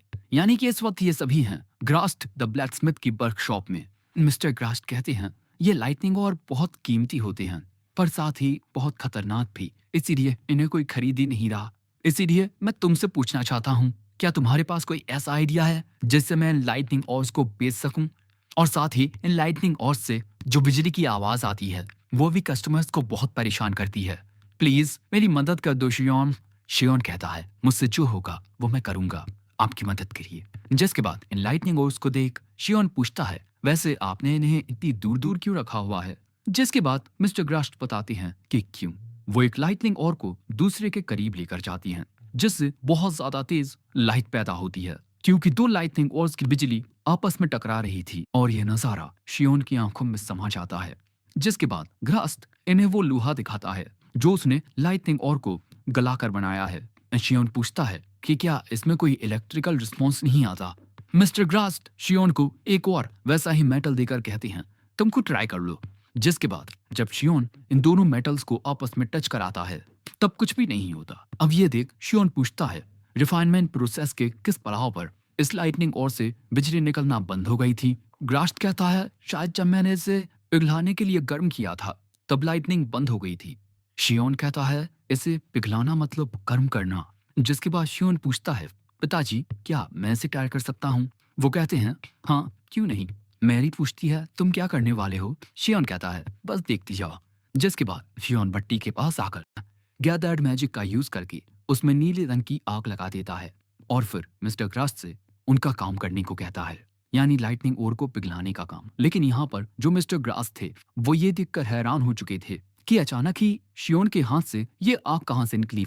जो सुन शियोन अपने पिता की ओर देखता है। उसके पिता सिर हिलाकर कुछ इशारा करते हैं। फिर शियोन ग्रास्ट को बताता है कि ये मैजिक था। सब कुछ जानने के बाद भी कुछ देर तक ग्रास्ट को शियोन की बातों पर यकीन ही नहीं होता। फिर वो कहता है, अगर मैं इस आग का इस्तेमाल लाइटनिंग और को पिघलाने के लिए करूंगा तो इससे क्या अलग होगा? शियोन कहता है, ये तो मैं भी नहीं जानता, क्योंकि मैं अभी भी मैजिक की रिसर्च कर रहा हूँ। ग्रास्ट कहता है, चलो कोशिश करके पता लगाते हैं, लेकिन ये करने में मुझे 1 घंटा लगेगा, तब तक तुम बाहर जाकर घूम सकते हो। पर शियोन कहता है कि नहीं, उसे पूरी प्रोसेस देखनी है, और अगर शियोन यहाँ है तो मैरी यहाँ से कैसे जा सकती है? अब 1 घंटे बाद हम देखते हैं कि ग्रास्ट शियोन की नीली आग से लाइटनिंग ओर को पिघलाकर उन्हें लोहे में बदल चुका है, और अब इम्तिहान की घड़ी आती है। ग्रास्ट एक पीस को उठाकर उसे धीरे धीरे जैसे ही दूसरे पीस के करीब लेकर आता है, अचानक ही बिजली क्रिएट होने लगती है। जो देख मैरी कहती है, वाह शियोन, तुमने कर दिखाया। शियोन के माता पिता भी उसकी तारीफ करते हैं। जिसके बाद शियोन इस लोहे को आयरन लाइटनिंग नाम देता है। जिसके बाद ग्रास्ट की मदद करते हुए शियोन के पिता ने भी कई सारे आयरन लाइटनिंग बनाना शुरू कर दिया, और हमें पता चलता है कि मिस्टर ग्रास्ट लगातार 3 दिनों तक बिना एक भी पल सोए काम करते रहे, और अब आखिरकार मिस्टर ग्रास्ट ने ये कर ही दिखाया। लेकिन बेचारे बहुत थक गए हैं। अब हमें शियोन इस प्रोडक्ट के बारे में बताता है। ये है भाई लोग एक एक्स्ट्रा ऑर्डिनरी आइटम, जो अंधेरे में रोशनी करेगा, लाइटनिंग लैम्प। और हाँ, इसके ढक्कन को ऊपर करते ही ये कुछ इस प्रकार जलने लगती है, लेकिन किसी मामूली लालटेन की तरह आपको इसमें बार बार तेल डालने की जरूरत नहीं पड़ेगी। और देखो भाई लोग, ये है लाइटनिंग स्ट्राइकर। इसके जरिए आप बहुत आसानी से आग जला सकते हैं। और अगर आप इन दोनों आइटम में इंटरेस्टेड हैं तो मिस्टर ग्रास्ट की दुकान पर आकर इन्हें जरूर खरीदें। और अगर आप वहां तक नहीं आ सकते तो एनिकुन एक्सप्लेन चैनल को सब्सक्राइब कर लीजिए, वहां पर आप इन्हें आसानी से देख पाएंगे। शियोन की होशियारी देख उसकी माँ कहती हैं, हाय मेरा बेटा कितना होशियार है। उसके पिता कहते हैं कि हाँ, मुझे अपने बेटे पर गर्व है। मैरी कहती है, मैं तो शुरू से जानती थी कि शियोन कितना कमाल का है। पर तभी मिस्टर ग्रास्ट कहते हैं, सच में शियोन तुम कमाल के हो, और तुम्हें तो कमाल का होना ही था, आखिर तुम। लेकिन कुछ और कहने से पहले ही शियोन के पिता ग्रास्ट को चुप रहने को कहते हैं, जिसके बाद ग्रास्ट कहता है, अरे माफ करना, मैं तो कुछ भी ऐसे ही बोल रहा था। जिसके बाद शियोन की माँ कहती हैं, चलो काम खत्म हो गया है तो क्यों ना लंच कर लिया जाए। लेकिन शियोन नोटिस करता है कि कुछ पलों के लिए माहौल कितना अजीब हो गया था। आखिर मिस्टर ग्रास्ट कहने क्या वाले थे, आखिर मैं क्या। जिसके बाद हम देखते हैं कि घोड़ागाड़ी में बैठकर शियोन का परिवार अब यहाँ से जाने लगता है। वहीं मिस्टर ग्रास्ट उन्हें अलविदा कह रहे थे। मैं तुम्हारा शुक्रगुजार हूँ शियोन, कभी भी तुम्हें मदद की जरूरत पड़े तो मुझे बुला लेना। क्योंकि दोस्तों, जब ये लोग लाइटनिंग स्ट्राइकर्स और लैंप बना रहे थे तब वहां शियोन को एक नई उम्मीद नजर आई। लाइटनिंग रॉड के साथ मैं कुछ नया बनाना चाहता हूँ, और अगर मेरा आइडिया कामयाब रहा तो इससे मेरी मैजिकल पावर बहुत बढ़ जाएगी। जिसके कुछ दिन बाद हमें पता चलता है कि लाइटनिंग स्ट्राइकर्स और लाइटनिंग लैंप बहुत ही आसानी से बिक गए, लोगों को वो बहुत पसंद आए। वहीं दूसरी ओर हम देखते हैं कि शियोन अपना एक्सपेरिमेंट करने की तैयारी कर चुका है। शियोन बताता है कि आग ऑक्सीजन के बिना जलती नहीं रह सकती। ये तो तुम दोनों पहले से ही जानती होगी, है ना। ये दोनों कहती हैं हाँ, लेकिन मैरी के एक्सप्रेशन से हम जानते हैं कि वो कितना जानती है। जिसके बाद शियोन गैदर मैजिक का यूज करके इस मोमबत्ती में आग लगा देता है। और दोस्तों, अब सवाल है कि क्या इसे भी बंद करने पर यह भी नॉर्मल आग की तरह बुझ जाएगी। और दोस्तों, जब शियोन ऐसा करता है, वो कैंडल के ऊपर से ग्लास को हटाता है, तब भी ये कैंडल जल रही थी। मैरी कहती है, देखो तुम गलत थी, क्योंकि रोज का कहना था कि ऐसा करने से ये आग बुझ जाएगी। शियोन कहता है कि हाँ, ऑक्सीजन की कमी होने के बावजूद भी ये आग बुझी नहीं। पर क्या इसका मतलब फायर मैजिक यूज करने के लिए ऑक्सीजन की जरूरत नहीं होती? यानी इसका मतलब तो यही हो सकता है कि मैजिकल एनर्जी पर ये कुदरत के नियम काम नहीं करते। अब इससे ज्यादा कुछ पता तो नहीं चला, लेकिन इतना तो जानने को मिल ही गया कि मैजिक से क्रिएट की गई आग नॉर्मल आग से अलग होती है। फ्लेयर, जो कि एक फायर मैजिक स्पेल है, उसमें मैजिकल पावर फ्यूल की तरह काम करती है। और इसी से शियोन को एक आइडिया आता है। जिसके बाद हम देखते हैं कि शियोन स्ट्राइकर से गैदर्ड मैजिक करके आसमान में फायर बॉल फेंकता है, और मैरी से मैजिकल एनर्जी की एक बॉल को इस फायर बॉल के ऊपर फेंकने को कहता है। तभी मैरी बिल्कुल ऐसा ही करती है। पर जैसे ही उसकी ये मैजिक बॉल फायर बॉल के साथ कनेक्ट होती है, वहां पर एक बड़ा मैजिकल एक्सप्लोजन होता है। शियोन तुरंत मैरी के पास आकर पूछता है, तुम ठीक तो हो ना? वो कहती है, हाँ मैं ठीक हूँ। रोज पूछती है, शियोन क्या तुम जानते थे कि कुछ ऐसा होगा? वो कहता है, नहीं, मुझे तो लग रहा था कि ऐसा करने से फायर बॉल में मैजिकल पावर बढ़ जाएगी, लेकिन ये तो कुछ अजीब ही हो गया। ये मैजिकल एक्सप्लोजन बहुत ही ज्यादा खतरनाक था। लेकिन तभी अचानक शियोन के दिमाग में कई सारी कड़ियां आपस में मिलने लगती हैं कि इलेक्ट्रिकल डिस्चार्ज, इलेक्ट्रिकल करंट, और अगले ही पल में कोई बात समझ आती ही शियोन भागकर लाइटनिंग ओर के पास आता है, और फिर वो अपनी मैजिकल एनर्जी से लाइटनिंग ओर को छूता है, जिससे उसकी ओर लाइटनिंग आती है। और अब शियोन समझ चुका है कि असल में ये मैजिकल एनर्जी है ही नहीं। रोज कहती है, पर तुम्ही ने तो कहा था कि ये मैजिकल एनर्जी है। शियोन कहता है, हाँ ये मैजिकल एनर्जी है, लेकिन साथ ही ये नहीं भी है, बल्कि इसकी जो हवा है वो मैजिकल एनर्जी के साथ रिएक्ट कर रही है। जब मैंने पहली बार ऐसा करने की कोशिश की थी तब इसने साफ तौर पर विंड रेजिस्टेंस के साइन दिए थे। जिस तरह फ्लेयर को ऑक्सीजन की जरूरत नहीं होती, वो मैजिकल एनर्जी को फ्यूल बनाकर चलती रहती है। इसका मतलब यही है कि मैजिकल एनर्जी मैजिक के लिए बिल्कुल हवा की तरह काम करती है। और जैसे ही मैरी की लाइट बॉल यानी कि मैजिकल एनर्जी शियोन की फायर बॉल यानी कि एक फिजिकल सब्सटेंस के साथ कनेक्ट हुई, तब उसने एक्सप्लोजन की ये खतरनाक प्रतिक्रिया दी। और यही सब सोच शियोन अजीब ढंग से हंसने लगता है। जो देख ये दोनों कहती हैं, ये खुश होते वक्त कितना अजीब चेहरा बनाता है। और दोस्तों, अब अगर डिफरेंट टाइप के मैजिक या मैजिकल एनर्जी को आपस में कंबाइन किया जाएगा तब हम इसे कंपाउंड मैजिक कहेंगे। और अब ऐसे ही शाम के वक्त हम शियोन को कुछ अलग प्रकार के दस्ताने पहने हुए देखते हैं। ये दस्ताने शियोन ने मिस्टर ग्रास से बनवाए हैं स्पेशल ऑर्डर पर। और मिस्टर ग्रास में ये दस्ताने इस तरह से बनाए हैं कि ये बहुत ज्यादा हद तक फायर और लाइटनिंग के प्रति रेजिस्टेंट हैं। जिसके बाद शियोन इन दस्तानों को पहने हुए फायर मैजिक फ्लेयर का यूज करता है और उसे आसमान में फेंक कर उसी की ओर एक मैजिक बॉल भी फेंकता है। और इनके आपस में कनेक्ट होती ही फिर से एक बहुत बड़ा एक्सप्लोजन होता है, जो देख मिस्टर ग्रास्ट के साथ साथ शियोन के माता पिता भी हैरान हो जाते हैं। जिसके बाद शियोन फिर से एक और मैजिकल एक्सप्लोजन करता है। जिसके बाद अब बारी आती है इम्तिहान की। अब शियोन यूज करेगा लाइटनिंग मैजिक का। शियोन कॉन्सेंट्रेट करके लाइटनिंग मैजिक को शूट करता है और वो ऐसा कर लेता है और आखिरकार उसमें ये कर ही दिखाया। शियोन बहुत ज्यादा खुश होता है। लाइटनिंग मैजिक जिसे शियोन ने बोल्ट नाम दिया है वो कंप्लीट हुआ। मैरी आकर कहती है, मैं भी तुम्हारे लिए बहुत खुश हूँ शियोन। लेकिन भाई लोग शियोन तो इतना ज्यादा खुश था कि वो खुशी के मारे रोने ही लगता है। और अब शियोन को रोते हुए देख मैरी शियोन को इस तरह पकड़ लेती है। ये खुशी का पल सभी के लिए काफी खुशनुमा था। और अब होगी शियोन के लिए एक नए सफर की शुरुआत। अगले सीन में हम देखते हैं कि रात हो गई है और शियोन बाथरूम जाने के लिए उठता है। जैसे ही वो सीढ़ियों से नीचे आता है उसे बगल के कमरे से कुछ आवाज आती है। वो वहीं छुपकर बातें सुनने लगता है, जहां शियोन की माँ शियोन के पिता को समझा रही थी कि हमें शियोन का इतना साथ नहीं देना चाहिए कि वो गलत राह पकड़ ले। कहीं ऐसा ना हो कि वो इस मैजिकल पावर को हर किसी को दिखाता रहे, क्योंकि भले ही वो काफी समझदार है पर है तो वो एक बच्चा ही। उसके पिता कहते हैं, चाहे बात कुछ भी हो, मुझे शियोन पर और उस शख्स पर जिसने शियोन को हमें सौंपा था पूरा यकीन है। शियोन कहता है, क्या पिताजी ये क्या कह रहे हैं? क्या मैं उनका सगा बेटा नहीं हूँ? और यहीं एपिसोड 5 एंड होता है। एपिसोड 6 की शुरुआत में हम शियोन को देखते हैं जो अपने सामने बड़ी सी लकड़ी को रखे हुए हैं। इसके बाद वो अपने इन दस्तानों को पहने हुए गैदर्ड मैजिक करने के बाद लाइटनिंग मैजिक का यूज करता है, जिससे एक लाइटनिंग अटैक सीधा उस लकड़ी में जाकर उसे 2 हिस्सों में काट देता है।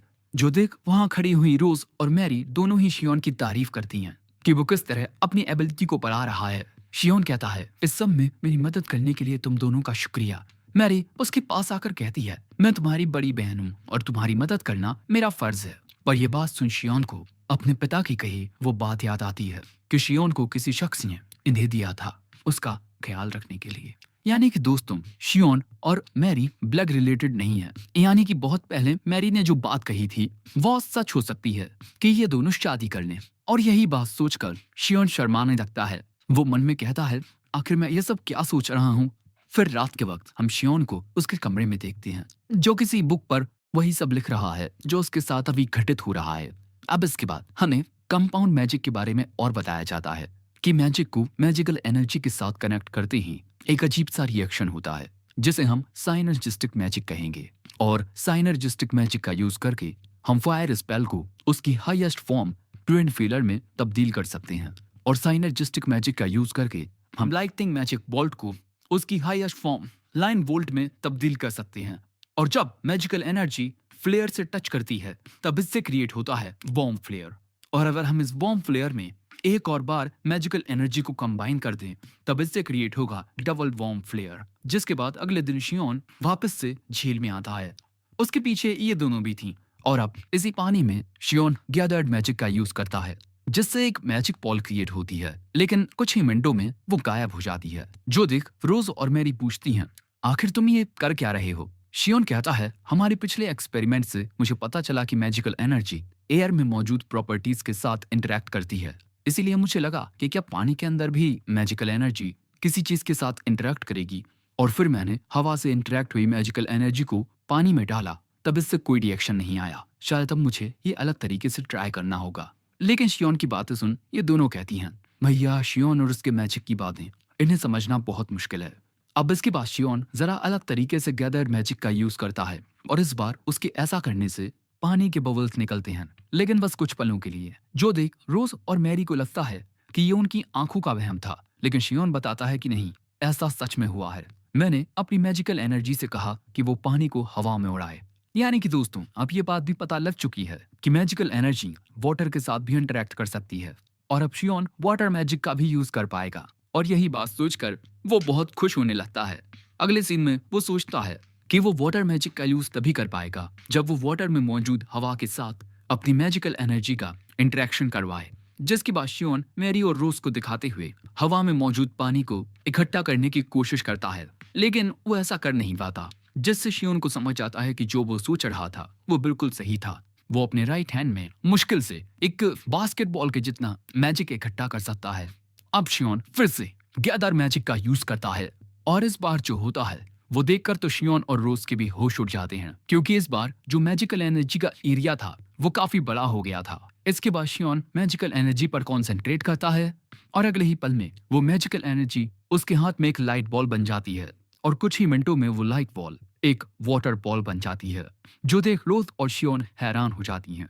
मैं तुरंत शियोन को जाकर पूछती है कि आखिर ये पानी की बॉल कहाँ से आ गई, आखिर ये था क्या? जिसके बाद शियोन बताता है कि उसने अपने मैजिकल एनर्जी का एरिया बढ़ा कर लिया। इससे उस एरिया में मौजूद हवा में जितना भी पानी था उसको मैजिकल एनर्जी ने एक जगह पर कलेक्ट किया, और फिर वो मैजिकल एनर्जी वाटर में तब्दील हो गई। जो जान मैरी पूछती है तो अब तुम इस स्पेल का नाम क्या रखने वाले हो? शियोन कहता है ये वाटर मैजिक है, तो इसका नाम एक्वा रखता हूँ। जिसके बाद हम देखते हैं कि रोज और मैरी भी बिल्कुल शियोन की तरह स्टेप बाय स्टेप करके हवा में से पानी बना लेती हैं। यानी कि दोस्तों, शियोन की तरह ये दोनों भी मैजिक का यूज कर सकती हैं, लेकिन वो वाटर बॉल इनके ऊपर ही फूट जाती हैं, जिससे ये दोनों ही भीग जाती हैं, और इस बात पर दोनों ही हंसने लगती हैं।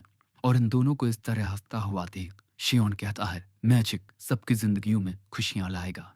और फिर हम देखते हैं कि शियोन के माता पिता इन तीनों को कहीं लेकर जा रहे हैं, और ये होने वाला है शियोन की इन्वेस्टिगेशन का अगला पड़ाव। जिसके बाद हम देखते हैं कि मिस्टर ग्रास्ट इन तीनों को एक गिल्ड में लेकर आते हैं, क्योंकि गिल्ड में रजिस्टर किए बिना ये किसी भी क्वेस्ट को एक्सेप्ट नहीं कर सकते। और दोस्तों, शियोन मॉन्स्टर हंटिंग इसीलिए करना चाहता है ताकि वो ये जान सके कि मैजिक मॉन्स्टर्स के खिलाफ कितना इफेक्टिव है। ग्रास्ट पूछता है अगर तुम तीनों चाहो तो बाद में भी ऐसा कर सकते हो, पर मेरी कहती है मैं अब और नहीं भागूंगी, मुझे ताकतवर बनना है ताकि मैं शियोन को प्रोटेक्ट कर सकूं। रोज कहती है मेरा भी पीछे हटने का कोई इरादा नहीं है, पर तभी शियोन कहता है मिस्टर ग्रास्ट, आप ये बात मेरे माता पिता से छुपाए रखिएगा प्लीज। यानी कि ये तीनों गिल्ड में रजिस्टर करने वाले हैं, ये बात इनके माता पिता को पता ही नहीं है। जिसके बाद ग्रास्ट गिल्ड में आकर सबसे पहले रिसेप्शनिस्ट को एक लॉकेट दिखाता है, जो कि असल में उसकी गिल्ड आईडी है। ग्रास्ट एक प्लेटिनम रैंक एडवेंचरर है। ग्रास्ट कहता है इन तीनों बच्चों का रजिस्ट्रेशन होना है। रिसेप्शनिस्ट कहती है तो आप दोनों इन बच्चों का रजिस्ट्रेशन करवाने आए हैं। दोस्तों, ये होते हैं शियोन के पिता, जिन्हें देखकर इन तीनों के तो होश उड़ जाते हैं। लेकिन रिसेप्शनिस्ट से शियोन के पिता कहते हैं हाँ, हम दोनों इन तीनों का रजिस्ट्रेशन करवाने आए हैं। और दोस्तों, हमें पता चलता है कि शियोन के पिता एक डायमंड रैंक एडवेंचरर हैं। और दोस्तों, गिल्ड में मौजूद किसी भी शख्स ने आज तक इतनी हाई रैंक का बंदा नहीं देखा है। और अब शियोन के पिता इन तीनों से कहते हैं जाओ और कोई क्वेस्ट एक्सेप्ट करो, बाकी बातें हम बाद में करेंगे। फिर अगले सीन में हम देखते हैं कि ये चारों इनसे माफी मांगते हैं, और फिर शियोन कहता है पिताजी, क्या आप पहले से जानते थे कि हम रजिस्टर करवाने गिल्ड में आएंगे? वो कहते हैं मुझे जरा शक हो गया था। कुछ दिनों से मैरी मुझसे और अपनी माँ से आंखों में आंखें डालकर बात करने से झिझक रही है। यानी कि मैरी की वजह से ही शियोन के पिता को इन पर शक हो गया। शियोन के पिता कहते हैं मैंने सोचा नहीं था कि तुम तीनों मुझे बताए बिना मॉन्स्टर हंटिंग पर जाओगे। ये तीनों फिर से शियोन के पिता से माफी मांगते हैं। इस बार ग्रास्ट कहता है अब इन्हें इतना भी मत डांट दो। वो कहते हैं तुम तो कुछ बोलो ही मत, तुमसे तो मैं बाद में बात करूंगा।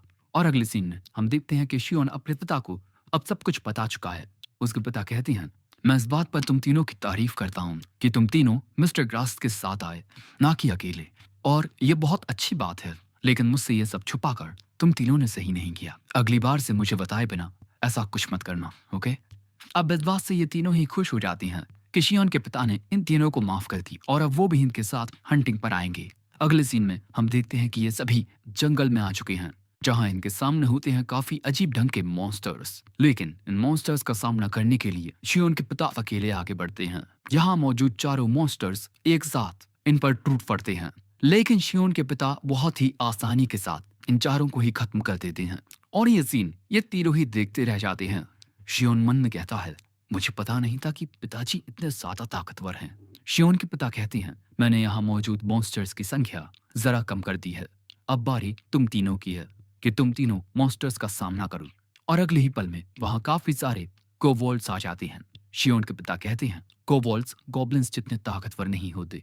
तुम तीनों की पहली लड़ाई के लिए ये बेस्ट हैं। लेकिन ये गॉब्लिन की बात सुन मैरी के जहन में वही गॉब्लिन आ जाता है और ये याद करते ही वो जरा कांपने लगती है और अगले ही पल में वो कोबोल्स इन पर हमला करने के लिए तोड़ पड़ते हैं। ये तीनों भी उनका सामना करने के लिए तैयार थे और शियोन के पिता इन तीनों को बता रहे थे कि किसको क्या करना है। दोस्तों, कोबोल्स जैसे मॉन्स्टर्स पर दूर से हमला करना ही बेहतर रहता है, यानी कि शियोन का मैजिक यहाँ बहुत काम आएगा। सबसे पहले शियोन फायर मैजिक फ्लेयर से इन कोबोल्स पर हमला करता है, जिसके बाद फ्लेयर के साथ मैजिकल एनर्जी कंबाइन होते ही वहां एक मैसिव एक्सप्लोजन होता है। चारों ओर बहुत तेज धूल उड़ने लगती है और धूल हटते ही हम देखते हैं कि शियोन के हमले ने कुछ कोबोल्स को खत्म कर दिया है। लेकिन तभी एक कोबोल्ट तेजी से शियोन की ओर दौड़ता है और वो अब शियोन पर हमला करने ही वाला होता है कि तभी शियोन को बचाने के लिए मैरी आ जाती है। दूसरी ओर रोज भी बहुत बहादुरी से इन कोबोल्ट्स का सामना कर रही थी, जिसके बाद शियोन उसकी ओर आ रहे कुछ कोबोल्ट्स की ओर लाइन बोल्ट अटैक करता है और इस लाइटनिंग से वो दोनों कोबोल्ट्स एक ही बार में मारे जाते हैं। दूसरी ओर रोज और मैरी भी अपने अपने हमलों से इन कोबोल्ट्स को मार देती हैं, जिस वजह से ये दोनों ही थक जाती हैं। लेकिन अगले ही पल में शियोन इनकी ओर पावरफुल फायर अटैक ट्विन फेलर का यूज करता है। असल में शियोन ने यह हमला इन दोनों के पीछे मौजूद एक कोबोल्ट पर किया था जो इन पर हमला करने वाला था और अब शियोन चैन की सांस लेता है। इनकी जान बचाने के लिए मैरी शियोन का शुक्रिया करते हुए कहती है, अब मैं पहले से ज्यादा कॉन्फिडेंट हो चुकी हूँ, थैंक्स टू यू। जो सुन शियोन मन में कहता है, भले ही हम दोनों का खून का रिश्ता ना हो, लेकिन मेरी बड़ी बहन मेरी बहुत फिक्र करती हैं। तभी शियोन के पिता आकर कहते हैं, तुम तीनों की पहली लड़ाई में तुम तीनों ने बहुत अच्छा प्रदर्शन किया। जो बात सुन ये तीनों खुश हो जाते हैं, लेकिन अगले ही पल में शियोन के पिता कहते हैं, चलो अब अगले पड़ाव पर चलते हैं। मैंने कुछ मॉन्स्टर्स के फुटप्रिंट्स देखे थे। दोस्तों, शियोन के पिता यहाँ पर कुछ ज्यादा ही एक्साइटेड हैं, जो देखकर ये तीनों बहुत हैरान होते हैं। अगले सीन में हम फिर से शियोन को कोबोल्स का सामना करते हुए देखते हैं, जिसके बाद हम देखते हैं कि मॉन्स्टर्स का सामना करते हुए ये तीनों बहुत ज्यादा थक चुके हैं। तभी मिस्टर ग्रास्ट कहते हैं, ये बच्चे तो कमाल के हैं, इन तीनों ने सभी कोबोल्स को खत्म कर दिया। जिसके बाद शियोन कहता है, आज हमें बहुत कुछ सीखने को मिला और हमें यह भी जानने को मिला कि हमने कहाँ कहाँ कमियां हैं। शियोन के पिता कहते हैं, तुम तीनों अब आराम कर लो, हम इन मॉन्स्टर्स के कुछ पार्ट्स कलेक्ट कर लेते हैं। जिसके बाद हम देखते हैं कि ये तीनों आराम करने लगते हैं और तभी शियोन की नजर सामने इस अजीब सी जगह पर पड़ती है। मैली पूछती है कि क्या हुआ। शियोन कहता है, पता नहीं, और मुझे लगता है कि वहां कुछ तो है। जिसके बाद ये तीनों उस अजीब सी जगह के पास आते हैं और फिर ये थोड़ा अंदर भी आते हैं, लेकिन यहाँ रोज कहती है, इससे ज्यादा अंदर जाना खतरनाक हो सकता है। पर तभी अचानक सामने शियोन को एक रोशनी नजर आती है। वो उस चीज के करीब आता है। करीब आकर ये तीनों देखते हैं कि यहाँ पक्षियों को रखने वाला एक पिंजरा था, पर इसमें कोई पक्षी नहीं बल्कि एक फेरी थी। और दोस्तों, शियोन के उसकी ओर हाथ बढ़ाते ही वो फेरी डर कर उससे दूर हो जाती है। मैरी पूछती है, अब हम इसके साथ क्या करेंगे। शियोन कहता है, हम इसे आजाद कर देंगे। जिसके बाद शियोन उस पिंजरे को खोल देता है। फेरी के सामने बाहर निकलने का रास्ता था। वो अगले ही पल में उस पिंजरे से बाहर निकलकर इनके ऊपर आ जाती है और कुछ देर इन तीनों को ताकने के बाद वो फेरी वहां से चली जाती है। घर आते आते इन सभी को रात हो जाती है। साथ ही इन तीनों की हालत भी खराब थी। शियोन के पिता कुछ न बोलते हुए शियोन की माता से बचकर निकलने की कोशिश करते हैं, पर तभी वो उन्हें रोक कर कहती हैं, प्रिय, मुझे आपसे कुछ बात करनी है। फिर दोस्तों, अगले सीन में शियोन और मैरी को एक कमरे में से अपने पिता के बस चीखने चिल्लाने की आवाजें आती हैं। उनकी बहुत कुटाई हो रही है। फिर माताजी खतरनाक ढंग से इन दोनों के पास आकर पूछती हैं, तो कहाँ गए थे। ये दोनों बेचारे घबरा जाते हैं, लेकिन फिर इनकी माता कहती हैं, तुम दोनों डरो मत, तुम्हारे पिता ने तुझे सब कुछ बता दिया है। लेकिन तुम्हारे पिता ना जब किसी चीज के पीछे पड़ जाते हैं तो समझ लो बस पड़ जाते हैं। उन्हें भी मॉन्स्टर्स का सामना करने में बहुत मजा आता है और तुम दोनों की हालत देखकर लगता है कि उन्होंने तुम दोनों को तुम्हारी लिमिट से ज्यादा पुश किया है, इसीलिए मैं उन पर गुस्सा हूँ। और तुम दोनों भी जो करना चाहो वो कर सकते हो। बस तुम्हारी माँ होने के नाते मैं एक रिक्वेस्ट करती हूँ कि अपना भी ख्याल रखा करो। जिसके बाद वो इन दोनों को इस तरह पकड़ लेती हैं। ये दोनों अपनी माँ से माफी मांगते हैं। जिसके बाद माताजी कहती हैं कि अब तुम दोनों को नहा लेना चाहिए, तुम दोनों बहुत ज्यादा गंदे हो गए हो। अगले सीन में हम देखते हैं कि ये तीनों एक साथ नहा रहे हैं। अब इस दौरान शियोन खुद को याद दिलाने की कोशिश कर रहा है कि हम एक परिवार हैं, लेकिन तभी शियोन की माता शियोन को सही ढंग से नहलाने के लिए आ जाती हैं उसके पीछे और फिर वो उसे नहलाना शुरू करती हैं। शियोन के तो तोते उड़ चुके हैं। अगले ही पल में शियोन बाथटब में चला जाता है, यह कहकर कि इतना काफी है, जिसके बाद ये तीनों एक साथ बाथटब में नहाने लगते हैं। अब तो भैया शियोन के तोते सब कुछ उड़ चुके हैं। वो बहुत ही अजीब सी सिचुएशन में फंसा हुआ है। मैरी कहती है, मैं बहुत खुश हूँ जो हम तीनों एक साथ नहा रहे हैं। परिवार के साथ वक्त बिताकर कितना अच्छा लगता है। और ये बात सुन शियोन को अब तक अपने परिवार के साथ बिताया हुआ वक्त याद आने लगता है। उसके जहन में वो सारे लम्हे आते हैं जो अब तक उसने गुजारे हैं। और अब प्रेजेंट में शियोन कहता है, मैं बहुत ज्यादा खुश हूँ। भाई ये तीनों तो खुश हैं, शियोन के पिता कहाँ गए? क्या यार, मुझे उनके साथ सिंपैथी है। बस ये एपिसोड यहीं एंड होता है। वैसे अगर तुम्हें हिंदी में एनिमे देखना पसंद है तो कमेंट बॉक्स में एक लिंक है, तुम उस पर क्लिक करके हमें ज्वाइन करके मजेदार एनाइम का मजा ले सकते हो। और हाँ, चाहो तो इस चैनल की मेंबरशिप को भी ज्वाइन कर सकते हो। और हाँ, मुझे इंस्टा पर भी फॉलो कर लेना। मैं मिलता हूँ किसी नए वीडियो में, तब तक के लिए सायोनारा।